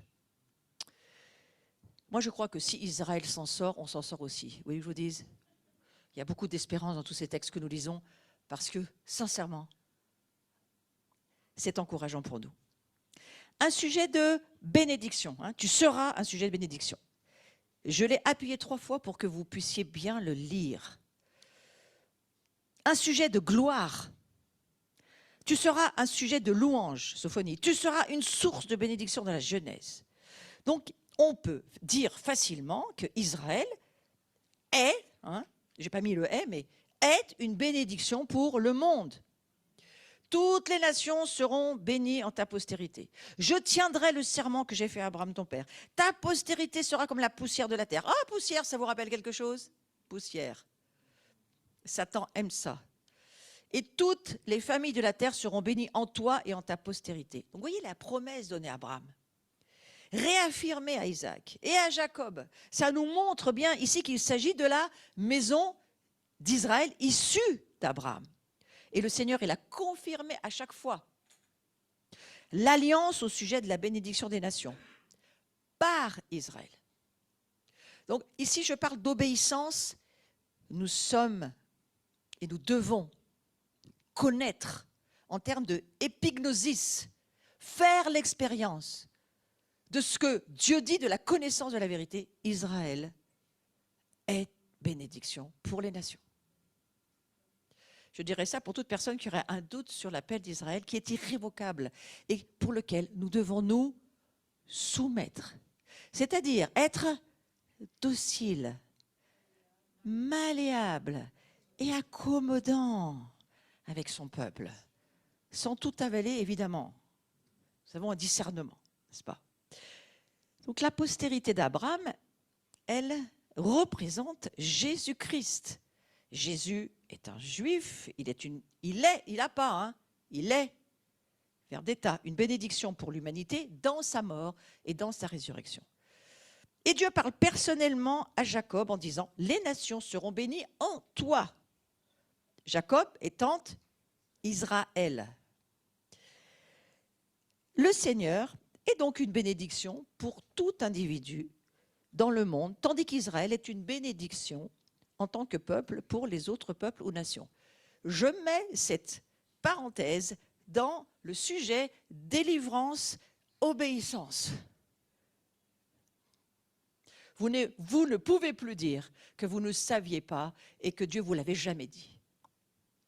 Mais nous entrons dans un temps où votre positionnement et votre obéissance et reconnaissance et connaissance d'Israël est hyper important. Amen. Donc Dieu s'occupe de l'obéissance et de la désobéissance d'Israël, mais pas seulement, de nous aussi, des nations. Il est très intéressé parce que dans les temps que nous vivons, nous avons besoin d'être obéissants, de fermer notre porte au monde des démons, de pouvoir les chasser de l'Église, du peuple de Dieu que nous sommes, de façon à ce que nous puissions être Jésus en nous. Laisser Christ être qui il est en nous. Et on ne peut pas ne pas s'en occuper. Ce chemin de la sainteté, il est extrêmement important. Nous avons besoin de nettoyer nos vies, de chasser les voleurs du temple et de réaliser que bien souvent, nous sommes désobéissants. Nous n'avons pas fait ce que Dieu nous a demandé. Notre volonté n'est pas alignée à celle de Dieu, mais nous redisons, nous sommes Christ en nous et nous allons laisser Dieu nous libérer des ennemis que nous, parfois, nous ne connaissons même pas. Nous ne savons même pas qu'ils sont là. Mais vous savez quoi? Dieu, il sait. Soyez pas inquiets. Lui, il sait tout ce que vous ignorez. Et si vous lui demandez, il viendra vous libérer. Parce que c'est un Dieu qui nous aime. Donc, il y a un certain nombre de bénédictions, mais je pense que je vais m'arrêter sur un petit moment là. On va faire une petite pause, si vous voulez bien. Et puis, on va reprendre dans un quart d'heure.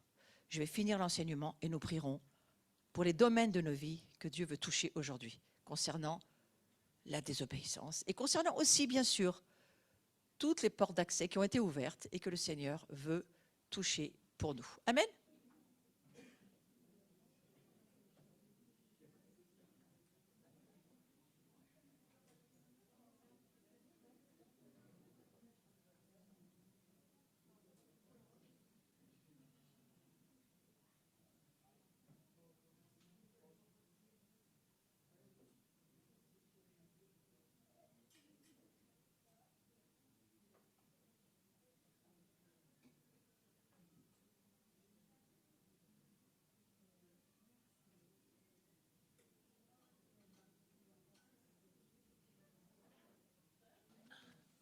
Donc, on va passer du fait que Moïse rappelle les bénédictions. Je vais le dire un petit peu vite, c'est juste un texte à lire.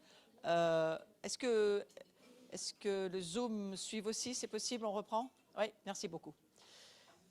Donc voilà, Moïse rappelle les bénédictions et la condition d'obéir. C'est surtout ça qui m'intéresse. C'est le fait d'obéir. Hein?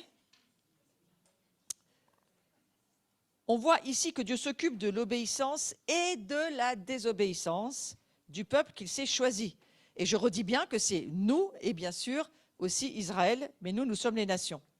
Et on voit dans Lévitique 26 qu'il contribue en énumérant les bénédictions qui seront les leurs s'ils obéissent à ses commandements. Et ce passage est extrêmement important et il faut le lire. Si tu obéis à la voix de l'Éternel ton Dieu en observant, en mettant en pratique, ce n'est pas seulement d'entendre, mais c'est de vivre l'expérience de la connaissance et nous connaissons par la foi. Donc c'est le fait de mettre en pratique ce que la foi montre lorsque Dieu parle. C'est ça que Dieu est en train de dire à Moïse. Il lui dit, si tu obéis à la voix de l'Éternel ton Dieu, en observant, en mettant en pratique tous ces commandements que je te prescris aujourd'hui. Pour nous, aujourd'hui, on dirait, on marche par l'Esprit, et ce que l'Esprit nous révèle et nous dit, il faut le faire, si c'est Dieu qui nous parle. L'Éternel ton Dieu te donnera la supériorité sur toutes les nations de la terre. Voilà. Passons ici. Les malédictions sont les conséquences de la désobéissance. On a les malédictions individuelles, ça peut en faire partie. On va voir que ça va amener un esprit de confusion, je vais le résumer rapidement, d'oppression et de folie. Parfois, on a affaire à une malédiction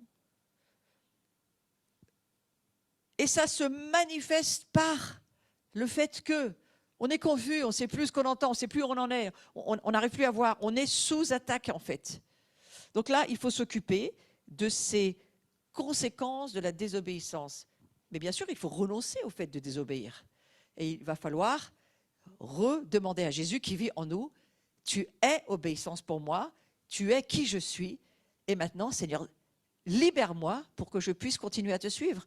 Et nous détruisons les malédictions et nous les brisons, c'est ce que nous allons faire tout à l'heure. Et vous allez voir que bien souvent, les esprits de confusion, les esprits de folie parfois qui peuvent sembler nous habiter, s'en vont, point final. Et c'est là le mystère de Christ en nous qui le fait, bien sûr. Donc ces malédictions, elles s'étendent à la nation tout entière. C'est toute l'histoire des conséquences de la désobéissance. Et vous savez bien que nos nations n'obéissent pas à ce que Dieu dit, hein, pour la plupart en tous les cas. Et c'est pour cela que nous voyons les fléaux, les catastrophes, les drames de toutes sortes. Parce que tout cela, ça vient de la désobéissance. Ils seront dispersés en exil, où ils seront souillés par l'idolâtrie, ils seront dans l'angoisse, l'incertitude, la peur, le désespoir pour leur vie. Donc on se rend compte que ça amène à une dispersion, les malédictions nous dispersent sur la planète, les Juifs comme beaucoup d'autres nations du reste, qui sont aussi dispersées aujourd'hui, et ça amène l'angoisse, l'incertitude, la peur, et bien souvent le désespoir. Voilà ce que produisent des malédictions. Et le rejet, c'est encore un autre cas de figure. Même lorsqu'on est sous malédiction, même nos ennemis vont rejeter le fait qu'on aimerait même parfois se mettre dans leur camp et les aider. Eh bien non, ça va être de nouveau un rejet. Ça fait partie de tout ce monde de la malédiction. Moïse, il insiste en nous disant « choisis d'obéir à Dieu ». Et avant tout temps de délivrance, c'est la chose qu'il faut se dire. Il faut choisir d'obéir. Donc, je vous propose de prendre ce plan de Dieu. Commencez par choisir d'obéir, d'être docile, malléable, accommodant, ouvert, de croire que Christ qui est en vous, vous allez le devenir. Soyez docile et décidez d'être malléable et de laisser l'autorité du Saint-Esprit transformer votre vie. C'est la gloire de Dieu qui le fait. Choisis la vie avant que tu vives. Mais oui, c'est pour la vie que nous choisissons, évidemment. Les promesses et les avertissements sont applicables aujourd'hui, tout comme ils l'étaient pour les enfants d'Israël. Alors, il y a 5 déclarations pour nous permettre d'obéir, et on va y passer rapidement parce que c'est important de se le dire.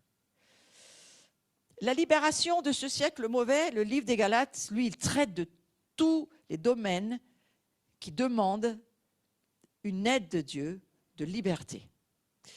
Et la libération de ce siècle présent, c'est ce que vous vivez lorsque vous allez vivre votre baptême, vous donnez votre vie à Jésus, et puis vous allez passer dans l'eau du baptême.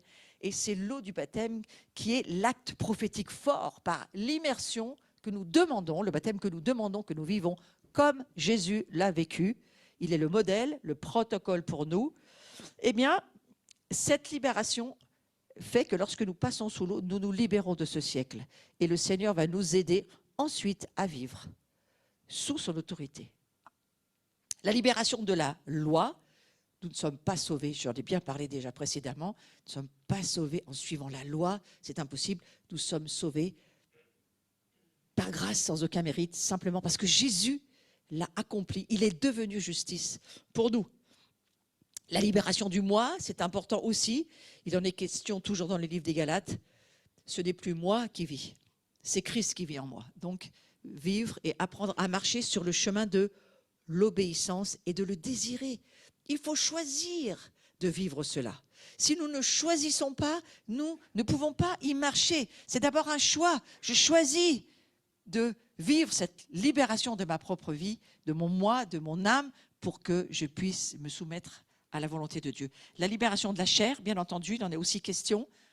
C'est autre chose, c'est le vieil homme, c'est la vieille femme, c'est la nature de pécheurs que nous étions, dont nous avons besoin d'être libérés, de le voir. Et puis ensuite, la libération du monde. Moi, dans la libération de la chair, j'y mets toute la démonologie, c'est là qu'elle se trouve. Parce que les démons rentrent lorsque nous vivons à partir de notre chair, c'est-à-dire à partir de notre âme et de notre corps, à partir de notre vieille nature. Si nous vivons à partir de la nature déchue que nous étions avant de rencontrer Jésus, alors le diable a le droit d'entrer à tous les niveaux. Et la libération du monde, bien entendu, c'est important de se le redire. Donc c'est la raison pour laquelle nous avons besoin de libération. Et là, on va voir nos besoins. Nos besoins, il faut le prier. Notre manque d'amour, c'est quoi le manque d'amour? C'est quand tu t'aimes avant les autres. C'est la marque de ton ego. Notre âme n'a pas été totalement régénérée par le Saint-Esprit. C'est le cas de tout le monde. Lorsque nous donnons notre vie à Jésus, seul notre esprit vit la régénération. Ensuite, il faut aligner ce que nous sommes vraiment et le vivre et décider de laisser Dieu nous transformer. C'est le travail de la présence de Dieu en nous. Donc c'est la marque de la chair. Notre expérience personnelle avant d'être né à nouveau, c'est la marque du monde, ce que nous étions avant d'être nés à nouveau. Et puis la tromperie de Satan, c'est la marque du diable. Nos liens personnels et les liens de la démonologie. J'aime pas parler de liens de la démonologie, j'aime bien parler du fait qu'ils habitent chez nous, parce que ce ne sont pas des liens, ce sont des entités qui vivent chez nous, les démons. Alors on peut briser tous les liens qu'on veut, mais jusqu'à ce qu'on les chasse, ils vont rester chez nous, quoi qu'il en soit. Alors notre manque d'amour, on va le voir d'une façon rapide, eh bien, on le redit, c'est la soumission et c'est une expression de l'amour et du respect, tout simplement. Dieu nous a aimés le premier et nous avons l'assurance qu'il vaut le meilleur pour nous. Il n'y a rien de mieux que Jésus pour nous dans notre vie. Alors Seigneur, ramène ce premier amour et ce manque d'amour et ne permets pas que nous nous placions au-dessus de toi. Ouais. Que notre ego se laisse être mis à la croix parce qu'il n'a pas d'autre manière de finir. Mon ego, vous voyez, c'est ce qui me protège. L'ego, c'est celui qui se place au-dessus de tout, celui qui se croit tout, celui du milieu, là, et puis celui qui avance en ayant une difficulté de vision parce qu'il ne se voit pas du tout tel qu'il est. Vous voyez. Donc ça, c'est voilà, moi, c'est des images qui m'aident. Ça vaut un discours et ça va beaucoup plus vite. Donc la désobéissance, eh bien, nous manifestons que le sujet de notre amour est en fait notre ego. Qui a ce souci? Beaucoup. Mais Dieu va nous aider. Il nous a choisis, lui, il a la foi pour nous. Beaucoup plus que nous, on a la foi en nous-mêmes. Mais Dieu va le faire. Mais il faut avoir la conscience et laisser le Saint-Esprit nous parler en disant, tu vois là, si c'est ton souci, ton péché, eh bien, reconnais-le et ta vie, je vais moi la transformer. C'est ça que Dieu nous dit. L'état d'obéissance est lié à l'âme de l'homme. J'en ai beaucoup parlé. Satan a utilisé l'âme de l'homme parce que c'est par son âme que Adam et Ève ont été séduits. Et c'est elle qui finalement, si ce n'est pas l'Esprit de Dieu qui nous contrôle, c'est forcément notre âme qui nous contrôle. Ou c'est l'Esprit de Dieu en nous, ou c'est notre âme qui nous contrôle. Et l'âme, elle a beaucoup de pouvoir et de puissance. Et les sorciers le savent bien. C'est pour ça qu'ils l'utilisent à mauvais escient. Donc, le résultat, ça a été l'aliénation, le manque de repos, l'insatisfaction, le manque de protection, le mensonge. Et puis on pourra en mettre des tas d'autres de définitions, mais c'est juste pour nous aider un petit peu sur le sujet, pour dire, voilà, notre âme, nous avons besoin d'en être libérés. Et je pense qu'ici, tout le monde en est absolument conscient. C'est l'attitude d'indépendance qui est dangereuse. Nous devons choisir de ne plus être indépendants, ni de Dieu, ni des frères et sœurs, ni du royaume de Dieu. Vous vous souvenez des 3 premiers points sur l'obéissance? Nous avons perdu la communion avec Dieu, nous avons perdu la communion avec les uns et les autres, et nous avons perdu la communication avec le royaume de Dieu. Et c'est cela dont il est question. Alors attention, parce que c'est de cela dont je parle, moi, aujourd'hui.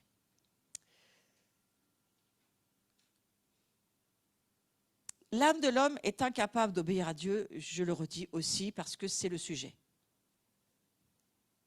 Non mais moi je suis gentil, je fais tout ce qu'il faut, je fais 4 réunions par semaine, je prie de telle heure à telle heure, mais ça ne change pas ta vie. C'est juste que tu fais des choses. Mais l'âme de l'homme, elle ne peut pas obéir à Dieu. Elle peut juste vivre, on va dire, copier, voilà. On peut copier, on peut venir à l'église et copier, faire comme tout le monde, faire ce que les autres font, mais ça ne changera pas ta vie non plus. En effet, Qui vivent selon la chair s'affectionnent aux choses de la chair, tandis que ceux qui vivent selon l'esprit s'affectionnent aux choses de l'esprit. Et l'affection de la chair, c'est la mort. Donc, lorsque nous mettons de l'affection, de l'attention, de la direction par notre chair, nous accueillons d'une certaine manière des esprits de mort. Et je vous redis que souvent, une âme déçue, une âme découragée, une âme lassée, une âme qui se laisse aller, accueille des esprits de mort aussi. Ça fait partie de l'accès que nous donnons au diable. Tandis que l'affection de l'esprit, c'est la vie et la paix. Car l'affection de la chair est inimitié contre Dieu parce qu'elle ne se soumet pas à la loi, c'est-à-dire au conseil de Dieu, et qu'elle ne le peut même pas. Or, ceux qui vivent selon la chair ne sauraient plaire à Dieu. C'est très clair. Un enfant peut comprendre. Dieu est esprit et lui cherche des personnes qui vivent par son esprit et pas des personnes qui vivent par leur chair. Nombre de chrétiens marchent par leur chair et pensent qu'ils vivent par l'esprit, mais ils marchent par leur chair. Il faut faire la différence, il faut arriver à voir la différence et le Seigneur nous aide pour le voir. Beaucoup de chrétiens, ils veulent faire la volonté de Dieu, mais en réalité, ils continuent d'agir selon les niveaux de leur âme. Est-ce que nous vivons par notre âme ou nous vivons par ce que l'esprit nous dit? Ce n'est pas la même vie. Il faut faire la différence. La communion des esprits, c'est très important de le comprendre. Lorsque nous adorons Dieu en communion avec l'Esprit de Dieu et notre esprit, mais nous communions aussi entre esprits, entre nous. Et l'Église, c'est la communion des esprits qui ne sont plus qu'un seul et même esprit à la fin, ensemble. C'est un mystère. C'est le Hérat dont il est question. Dieu le Père, Dieu le Fils et le Saint-Esprit ne font qu'un, mais ils sont trois différents. Nous aussi, nous sommes tous différents et pourtant, nous sommes un seul et même esprit, d'une certaine manière. Nous sommes l'esprit de Christ qui est en nous. Est-ce que nous sommes Christ? Nous sommes à sa ressemblance. Je ne suis pas en train de vous amener dans le New Age. Nous sommes en train d'être transformés pour être ce qu'il est. Mais nous devons voir ce qu'il est pour que nous puissions le devenir. Sinon, à quoi allons-nous ressembler si nous ne le voyons pas par la foi? Voilà, je sens que ça, il y a beaucoup de personnes qui ont un peu de difficulté, mais c'est le Saint-Esprit qui vous enseigne. Ce n'est pas votre cerveau humain seulement. Le Saint-Esprit, lui, il vous aide à voir. Peut-être que vous n'avez encore pas vu, mais que vous allez voir. Vous allez voir en vous-même. Laissez le Saint-Esprit vous montrer qui est Jésus-Christ, Yeshua, l'agneau de Dieu, celui qui vit, qui s'est donné pour vous, qui aujourd'hui s'est fait incarnation. Vous pouvez lire le Nouveau Testament et demander au Saint-Esprit, mais montre-moi. Et il va vous montrer comment est Jésus et il va vous dire, tu es en train de le devenir. Prie que tu deviennes qui il est.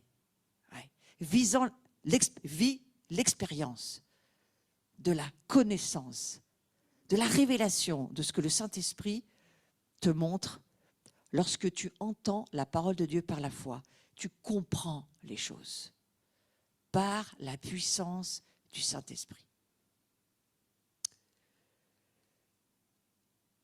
Notre expérience personnelle, notre environnement, nos blessures et nos iniquités nous dirigent. Vous comprenez bien que maintenant, il est temps que ça s'arrête.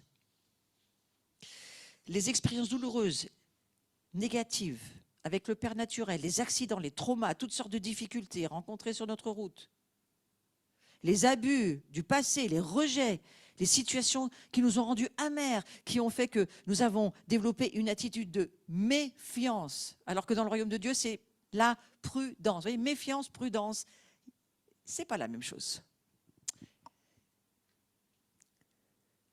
Les situations de non-confiance, de manque d'assurance pour nous-mêmes, pour les autres, tout cela, ça fait partie de notre histoire. Et on a besoin d'aide, on a besoin que Dieu vienne. Il y aura toujours une rationalisation derrière la désobéissance. Il y a une tromperie et par conséquent, il y a une résistance à obéir. Mais la vérité, c'est que nous avons du mal à faire confiance. Est-ce que vous avez du mal à faire confiance à ce que Dieu vous demande de faire, de vivre, d'aller, est-ce que vous avez de la difficulté à obéir? C'est ce à quoi, en tous les cas, l'obéissance, je pense que nous y aspirons tous. Aïe. Ouais. On aspire tous. Mais ce à quoi nous aspirons, nous ne pouvons pas l'obtenir par nous-mêmes. Nous l'obtiendrons que par la puissance de Dieu. Je vous redis, votre âme n'a pas la capacité de vivre la vie divine. Il vous faut mourir et renoncer à votre moi, à votre vieil homme, à votre chair, à votre ego. Laissez tout ça sur la croix. Vivez votre identification à la mort de Christ pour naître de l'esprit. Chacun d'entre nous doit pouvoir voir qu'il est né de l'esprit. Ça sera les prochains samedis sur l'identité. Nous allons faire des journées, nous allons nous immerger, immersion dans la gloire. Qu'est-ce que Dieu nous dit dans sa parole pour que nous puissions voir qui il est, qui nous sommes et ce qu'il veut faire avec nous, ce qu'il attend que nous fassions. La création attend la manifestation des fils et des filles de Dieu. Mais alors, est-ce qu'elle va attendre longtemps cette création de voir qui nous sommes et de voir qui est Dieu en nous? Eh bien, je crois qu'on pourrait peut-être accélérer un peu cette attente en tous les cas. Allons sur la... Alors, bien sûr, ce verset, je l'ai mis, c'est dans la tranquillité, le repos que sera votre salut. C'est dans le calme et la confiance que sera votre force. Plus nous connaissons épignosis dans l'expérience, dans la rencontre de l'expérience de la connaissance. Je ne vous parle pas de la connaissance cérébrale, je vous parle de la connaissance spirituelle. Plus nous connaissons, lorsque nous adorons Dieu, nous rencontrons Dieu, nous vivons notre rencontre, notre esprit rencontre l'Esprit de Dieu et se transforme et change et devient qui est Dieu, plus nous vivons cette expérience. Plus nous avons confiance, plus c'est facile d'avancer. La transformation, c'est la gloire qui l'a fait. Ce n'est pas votre cerveau qui travaille à changer. C'est Dieu, alors que vous le contemplez, vous le regardez, vous changez. Amen. La tromperie de Satan. Satan a trompé l'humanité. Il n'a pas cessé son travail, il n'y a pas de chômage pour le moment.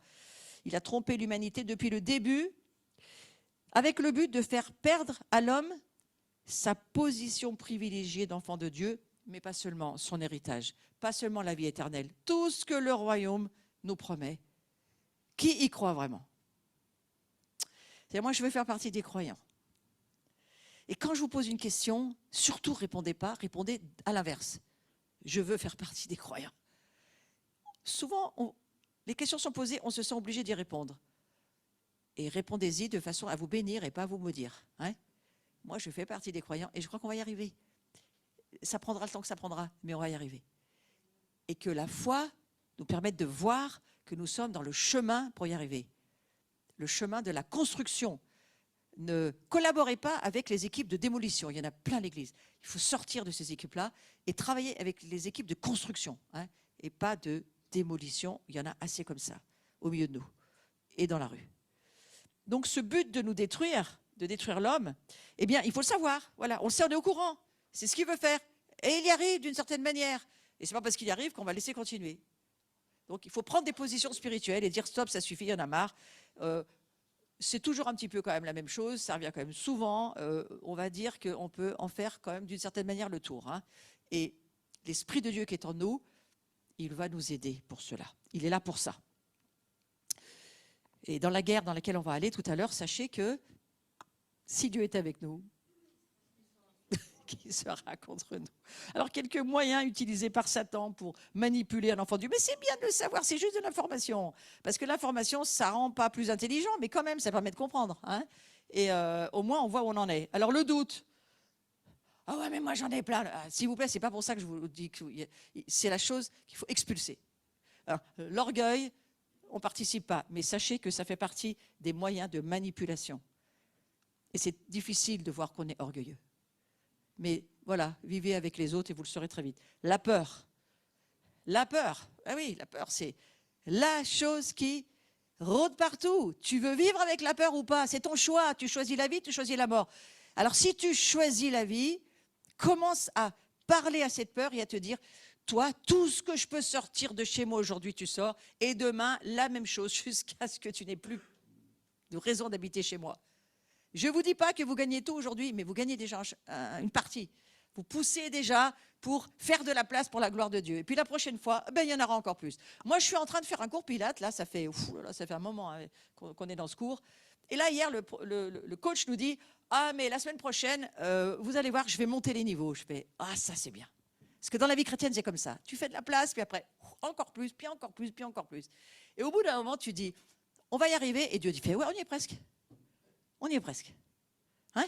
Donc, dites-vous qu'on va y arriver. Parce que Satan vous dit « Non, ah mais non, ah mais non. » La peur de l'homme, il faut s'en débarrasser, c'est vraiment, mais c'est quelque chose d'insupportable, la peur de l'homme. Le rejet, wow, écoutez, à un moment donné, il faut qu'on s'arrête avec le rejet là. Si vous voyez qui vous êtes, comment vous voulez être rejeté quand vous devenez le corps du Messie. Enfin, où est le rejet? Vous m'expliquez. C'est parce qu'on manque de vision. Mais le rejet peut être là. Attention. Et le rejet va vous empêcher de croire.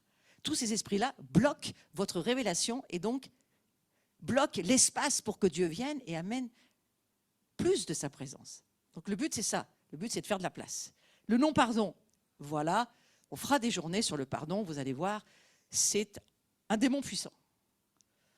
Mais tout ce que Dieu va pouvoir faire avec vous aujourd'hui, il va le faire.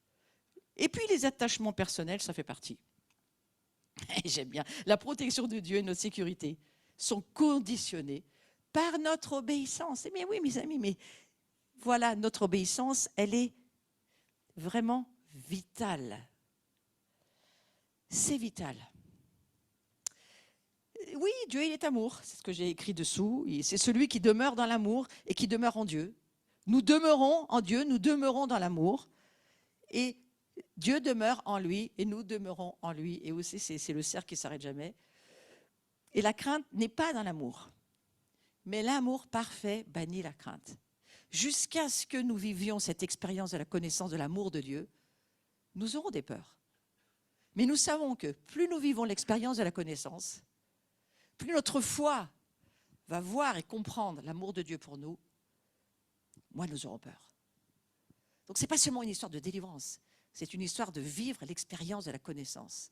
Donc de pratiquer la présence réelle de Dieu dans l'adoration et dans la relation au quotidien avec Dieu. Sans cela, mes amis, ça va être très compliqué. La crainte suppose un châtiment et celui qui craint n'est pas parfait dans l'amour. Alors celui qui a, souvent, j'entends les gens me dire « Moi j'ai beaucoup de peur ». Peut-être on devrait plutôt dire « Je ne suis pas parfait dans l'amour encore ». C'est une autre manière de dire « Changez votre langage. Dites-moi la prochaine fois « Je ne suis pas encore parfait dans l'amour ». Ah, tu as encore quelques peurs. Voilà. Mais c'est une manière de dire autrement. Hein? On peut changer notre langage. Parce que notre langage a mal nommé les choses. Je vous l'ai dit, on rajoute au malheur de ce monde. On en a déjà assez comme ça. Notre obéissance, elle est vitale pour l'établissement du royaume de Dieu. Elle est vitale pour notre délivrance. Elle est vitale pour tout. Si nous voulons vivre le miracle que Dieu nous accorde, de libérer nos vies des esprits mauvais, impurs, entrer, quelles que soient les portes par lesquelles ils sont entrés, mais que nous n'obéissons pas, ça ne sert à rien. Et ils reviendront, 7 fois pire. Et notre vie va devenir de pire en pire. Pourquoi? Parce qu'il faut obéir à Dieu. Et une des choses pour lesquelles il faut obéir pour cette journée, ne laissez pas votre maison vide, ornée, balayée, sans personne. C'est pour ça que souvent j'aime bien dire aux personnes qui vivent ces journées, revenez demain et demain, on passe la vitesse supérieure et on remplit nos maisons de la présence et de la gloire de Dieu. Et il faut souvent un petit combat le lendemain, hein, une fois qu'on a vécu cette confrontation de royaume, où on se sent un peu fatigué, où c'est un peu compliqué. Et c'est pour ça qu'il y a une famille qui est là autour, et ceux qui vont mieux que les autres, ils entraînent les autres à aller et à louer Dieu. C'est un vrai sacrifice quand on vit des journées de délivrance de louer Dieu. Parce qu'on est fatigué, mais ça compte. C'est le prix que nous payons qui fait plaisir au cœur de Dieu. Donc je nous encourage à aller sur ce domaine-là. Je vais encore avancer sur 2-3 points, juste pour vous ouvrir la... Oui, le prochain point est intéressant pour nous aujourd'hui. Alors, on doit renouveler nos pensées. Vous êtes d'accord que Satan remplira toujours nos pensées, notre esprit, tout ce qui se situe entre nos deux oreilles, de mensonges, de pensées fausses, erronées, de tous ces conséquences de la désobéissance dont il est question là, rejet, amertume, ressentiment, infériorité, incrédulité, mais vous pouvez rajouter toutes les familles, ça va derrière. Si vous ne renouvelez pas vos pensées, vous laissez votre maison vide. Renouvelez vos pensées, ce n'est pas mon sujet aujourd'hui. Là, ce qui m'intéresse, c'est de parler de ça, les attachements personnels, les liens d'âme.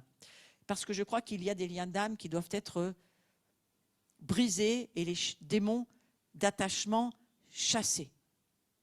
Entre les parents et les enfants.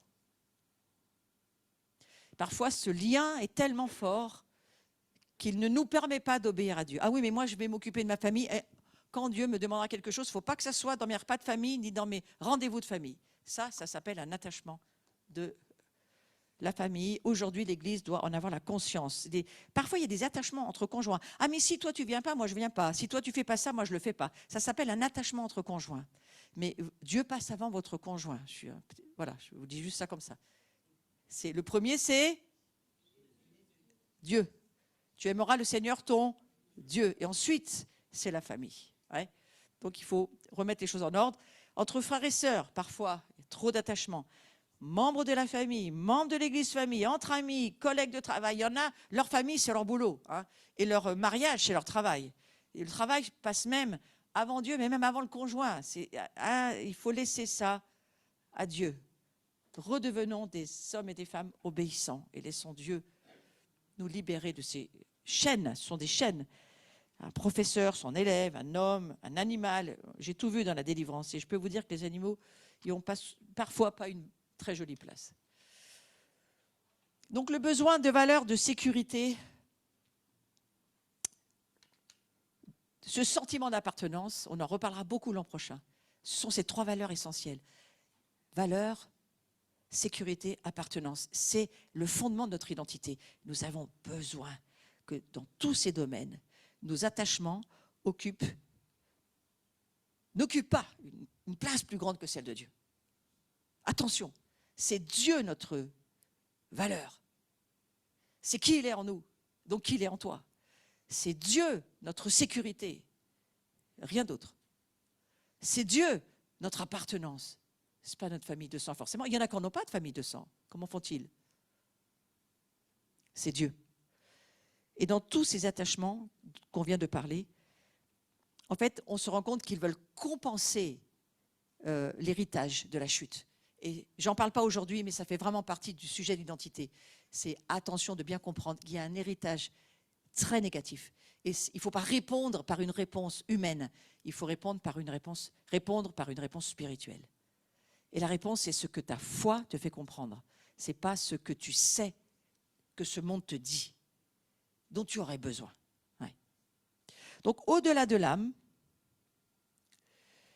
la Bible nous parle de nombreux exemples de femmes, d'hommes qui ont voulu aller contre leurs sentiments personnels, leurs émotions, leurs affinités, leurs attachements.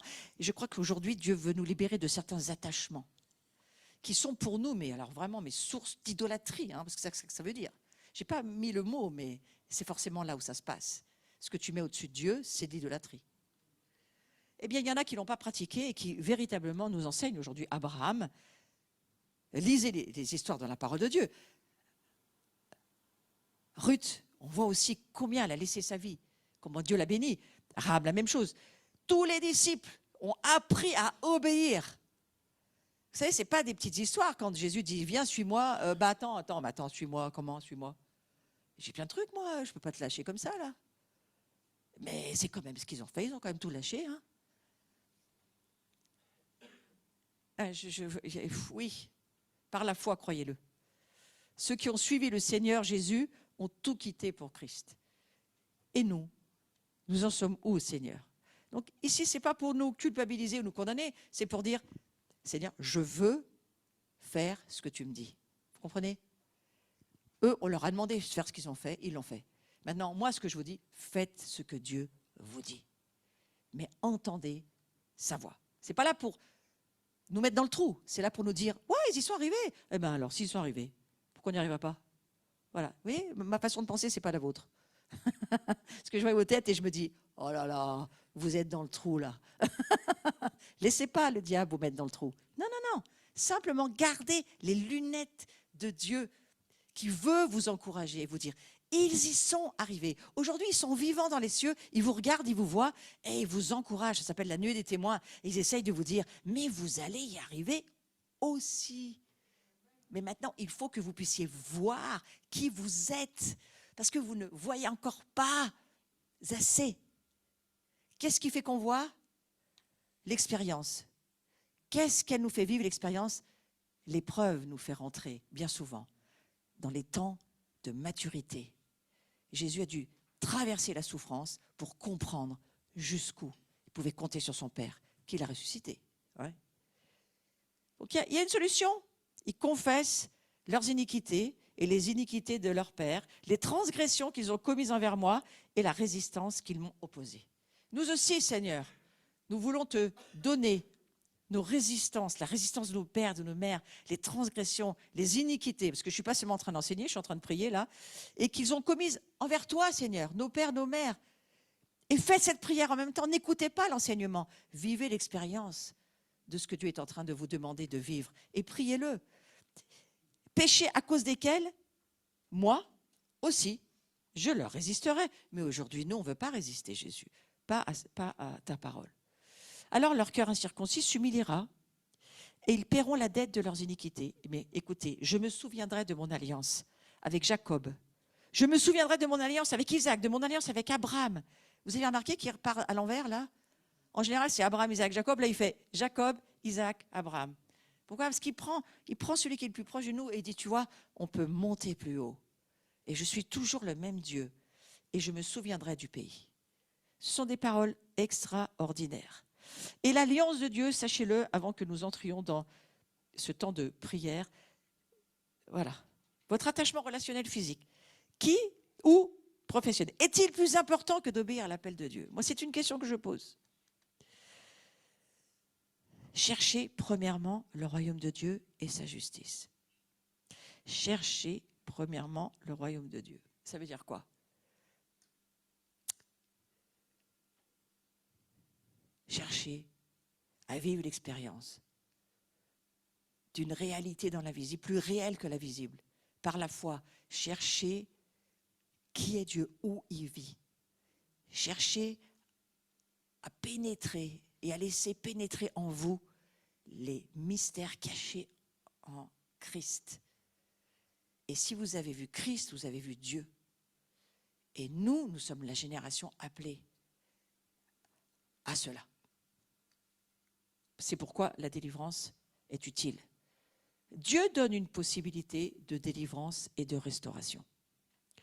Malgré notre refus et nos désobéissances répétées, ils confesseront leurs iniquités et les iniquités de leur père.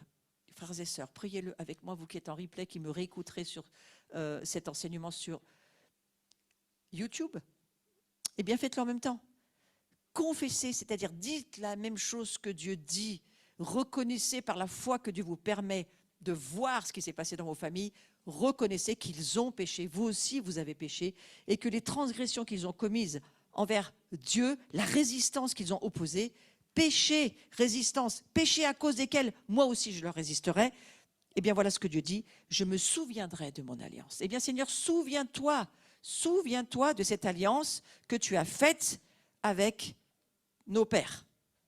Parce que l'alliance de Dieu, voyez-vous, et on veut le dire au deuxième ciel, l'alliance de Dieu est irrévocable. Personne ne peut empêcher cette alliance que Dieu a faite. Je ne les rejetterai pourtant pas, je ne les aurai pas en horreur, jusqu'à les exterminer, jusqu'à rompre mon alliance avec eux. Je suis l'Éternel leur Dieu. Je me souviendrai en leur faveur de l'ancienne alliance par laquelle je les ai fait sortir du pays d'Égypte aux yeux des nations pour être leur Dieu. Je suis l'Éternel. Et c'est à nous qu'il parle, parce que nous sommes les générations futures. Nous sommes les générations d'aujourd'hui. Et c'est à nous qu'il dit, je suis le Dieu qui tient l'alliance. Et c'est irrévocable. L'alliance de Dieu est irrévocable. Et lorsque nous chassons les démons, nous devons en avoir une conscience ouverte, une révélation sûre. L'alliance de Dieu est irrévocable, mais elle dépend de la confession des péchés. Comme individuellement aussi bien que ceux commis par nos ancêtres. Donc Seigneur, aujourd'hui, nous sommes dans un temps où nous nous repentons. Nous comprenons. Nous n'avons aucune capacité d'obéir. Mais toi, tu dis que nous sommes obéissants. Alors qui va le faire? Dieu. De quelle manière?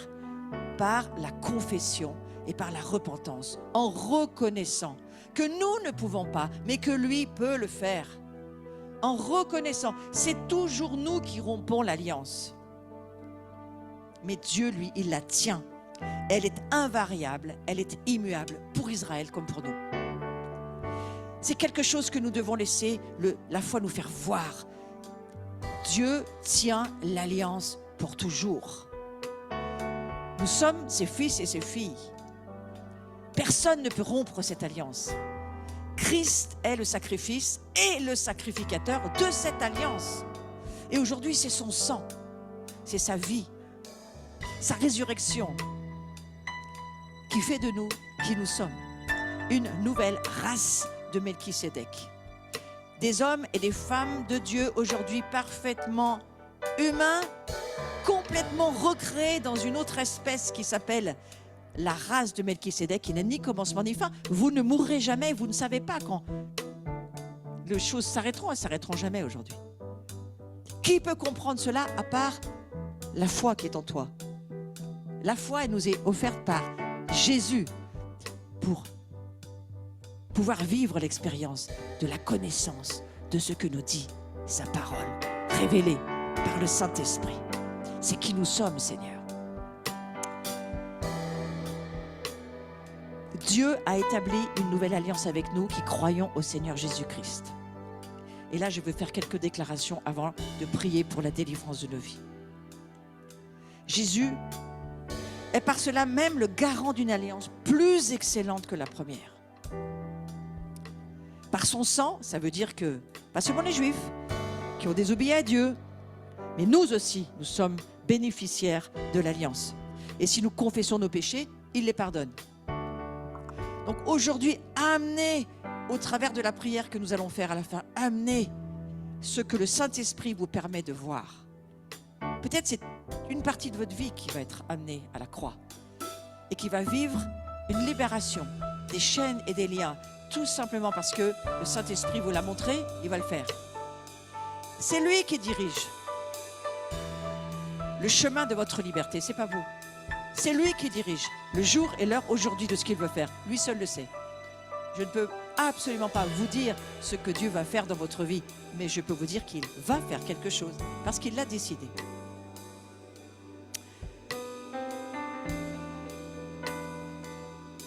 La communication spirituelle a été rétablie par le Saint-Esprit. Donc je donne 2-3 points pour vous aider. Décidez de passer du temps avec lui, d'entendre sa voix. La délivrance, c'est bien, mais c'est juste un ballon d'oxygène pour que vous puissiez retrouver votre communion avec Dieu, avec les autres et avec le royaume de Dieu. Et que vous puissiez de nouveau remplir votre maison, de la mettre la parole de Dieu à la première place dans votre vie. Ouais. L'aimer de tout votre cœur, parce que c'est ça le but d'aujourd'hui, ne pas attrister le Saint-Esprit, mais lui obéir. Seigneur, c'est ça ton plan pour nous. C'est ton plan. Pour que nous puissions te laisser nous modeler, nous forger à l'image de Christ, jour après jour.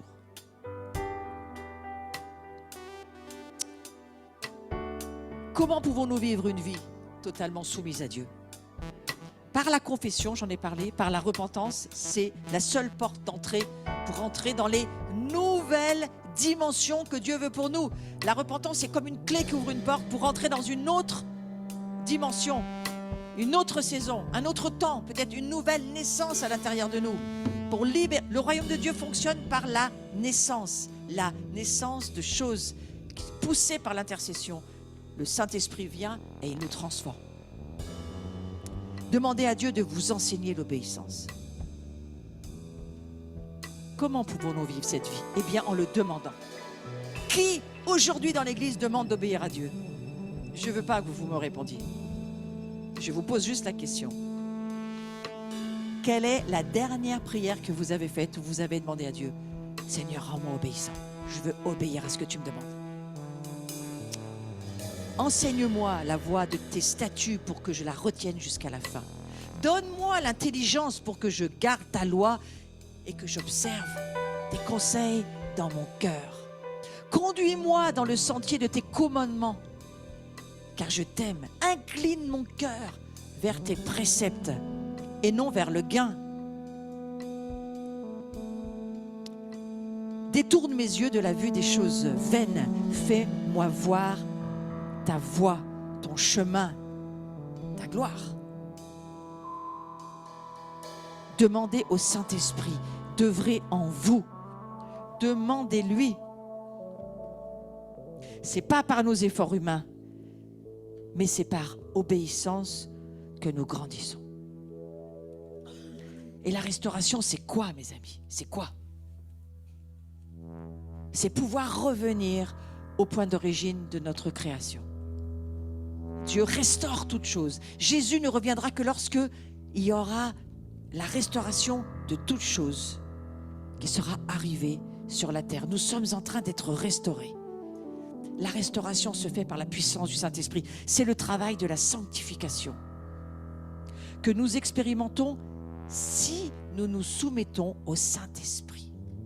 Alors dites avec moi, je me soumets à toi, Saint-Esprit. Fais en moi ce travail de la restauration. Ramène-moi, emmène-moi dans les nouvelles dimensions où tu veux que j'aille. Par la foi, par la nouvelle perception que je vais avoir, par la puissance du Saint-Esprit. Je veux voir ta gloire. Le fait que le Saint-Esprit habite le croyant afin de renouveler sa pensée. Notre pensée a été tordue et pervertie par la désobéissance. Mais regardez aujourd'hui ce que Dieu nous dit. De même que vous avez autrefois désobéi à Dieu et que par leur désobéissance, vous avez obtenu miséricorde. De même, ils ont maintenant désobéi, on parle des Juifs, afin que par la miséricorde qui vous a été faite, ils obtiennent aussi miséricorde. Car Dieu a renfermé tous les hommes dans la désobéissance. C'est pas le diable. Dieu a renfermé tous les hommes dans la désobéissance pour faire miséricorde à tous.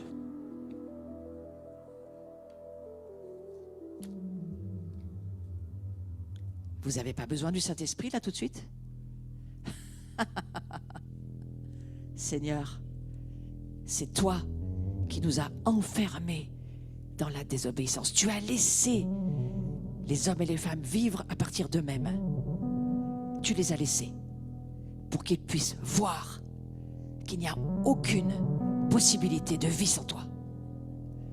Et tu l'as laissé vivre pour les Juifs et tu l'as laissé vivre pour nous. Cette désobéissance qui nous amène aujourd'hui à te dire, Seigneur, nous t'accueillons dans notre vie et nous voulons laisser l'Esprit Saint nous transformer. Et que la foi qui est en nous puisse voir et comprendre ce que dit ta parole de qui tu es. Ce Dieu miséricordieux. Ce Dieu miséricordieux, plein de grâce, rempli de grâce, qui nous remplit de force, qui nous a choisis pour répondre pas seulement à son désir de Dieu d'avoir une famille, mais pour répondre aussi au diable, qui s'est incarné dans l'humanité pour dire « Je suis celui qui est en vous et qui fait de vous ce que je dis que vous êtes, mes fils et mes filles, remplis de ma gloire, appelés à servir, à vous abaisser, à être comme Jésus l'a été, faire le bien, remplis de mon amour, de ma façon de voir les choses, de faire grâce à qui je veux. Et vous aussi, transportez-moi là où je veux aller et devenez ce que je suis. Alors nous te remercions, Seigneur, parce que tu nous as donné le pouvoir et l'autorité de chasser les esprits mauvais de nos vies. Et maintenant, je vais prier en ton nom, Jésus. Je vais prier en ton nom.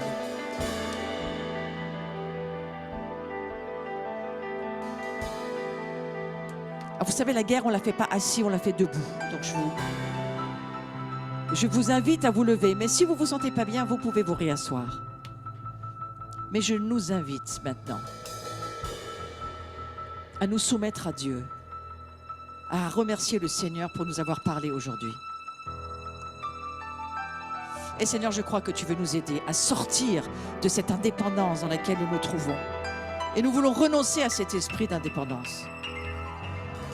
Nous voulons renoncer à tout esprit qui viendrait nous influencer dans les zones de nos vies, de nos âmes qui ont besoin de liberté.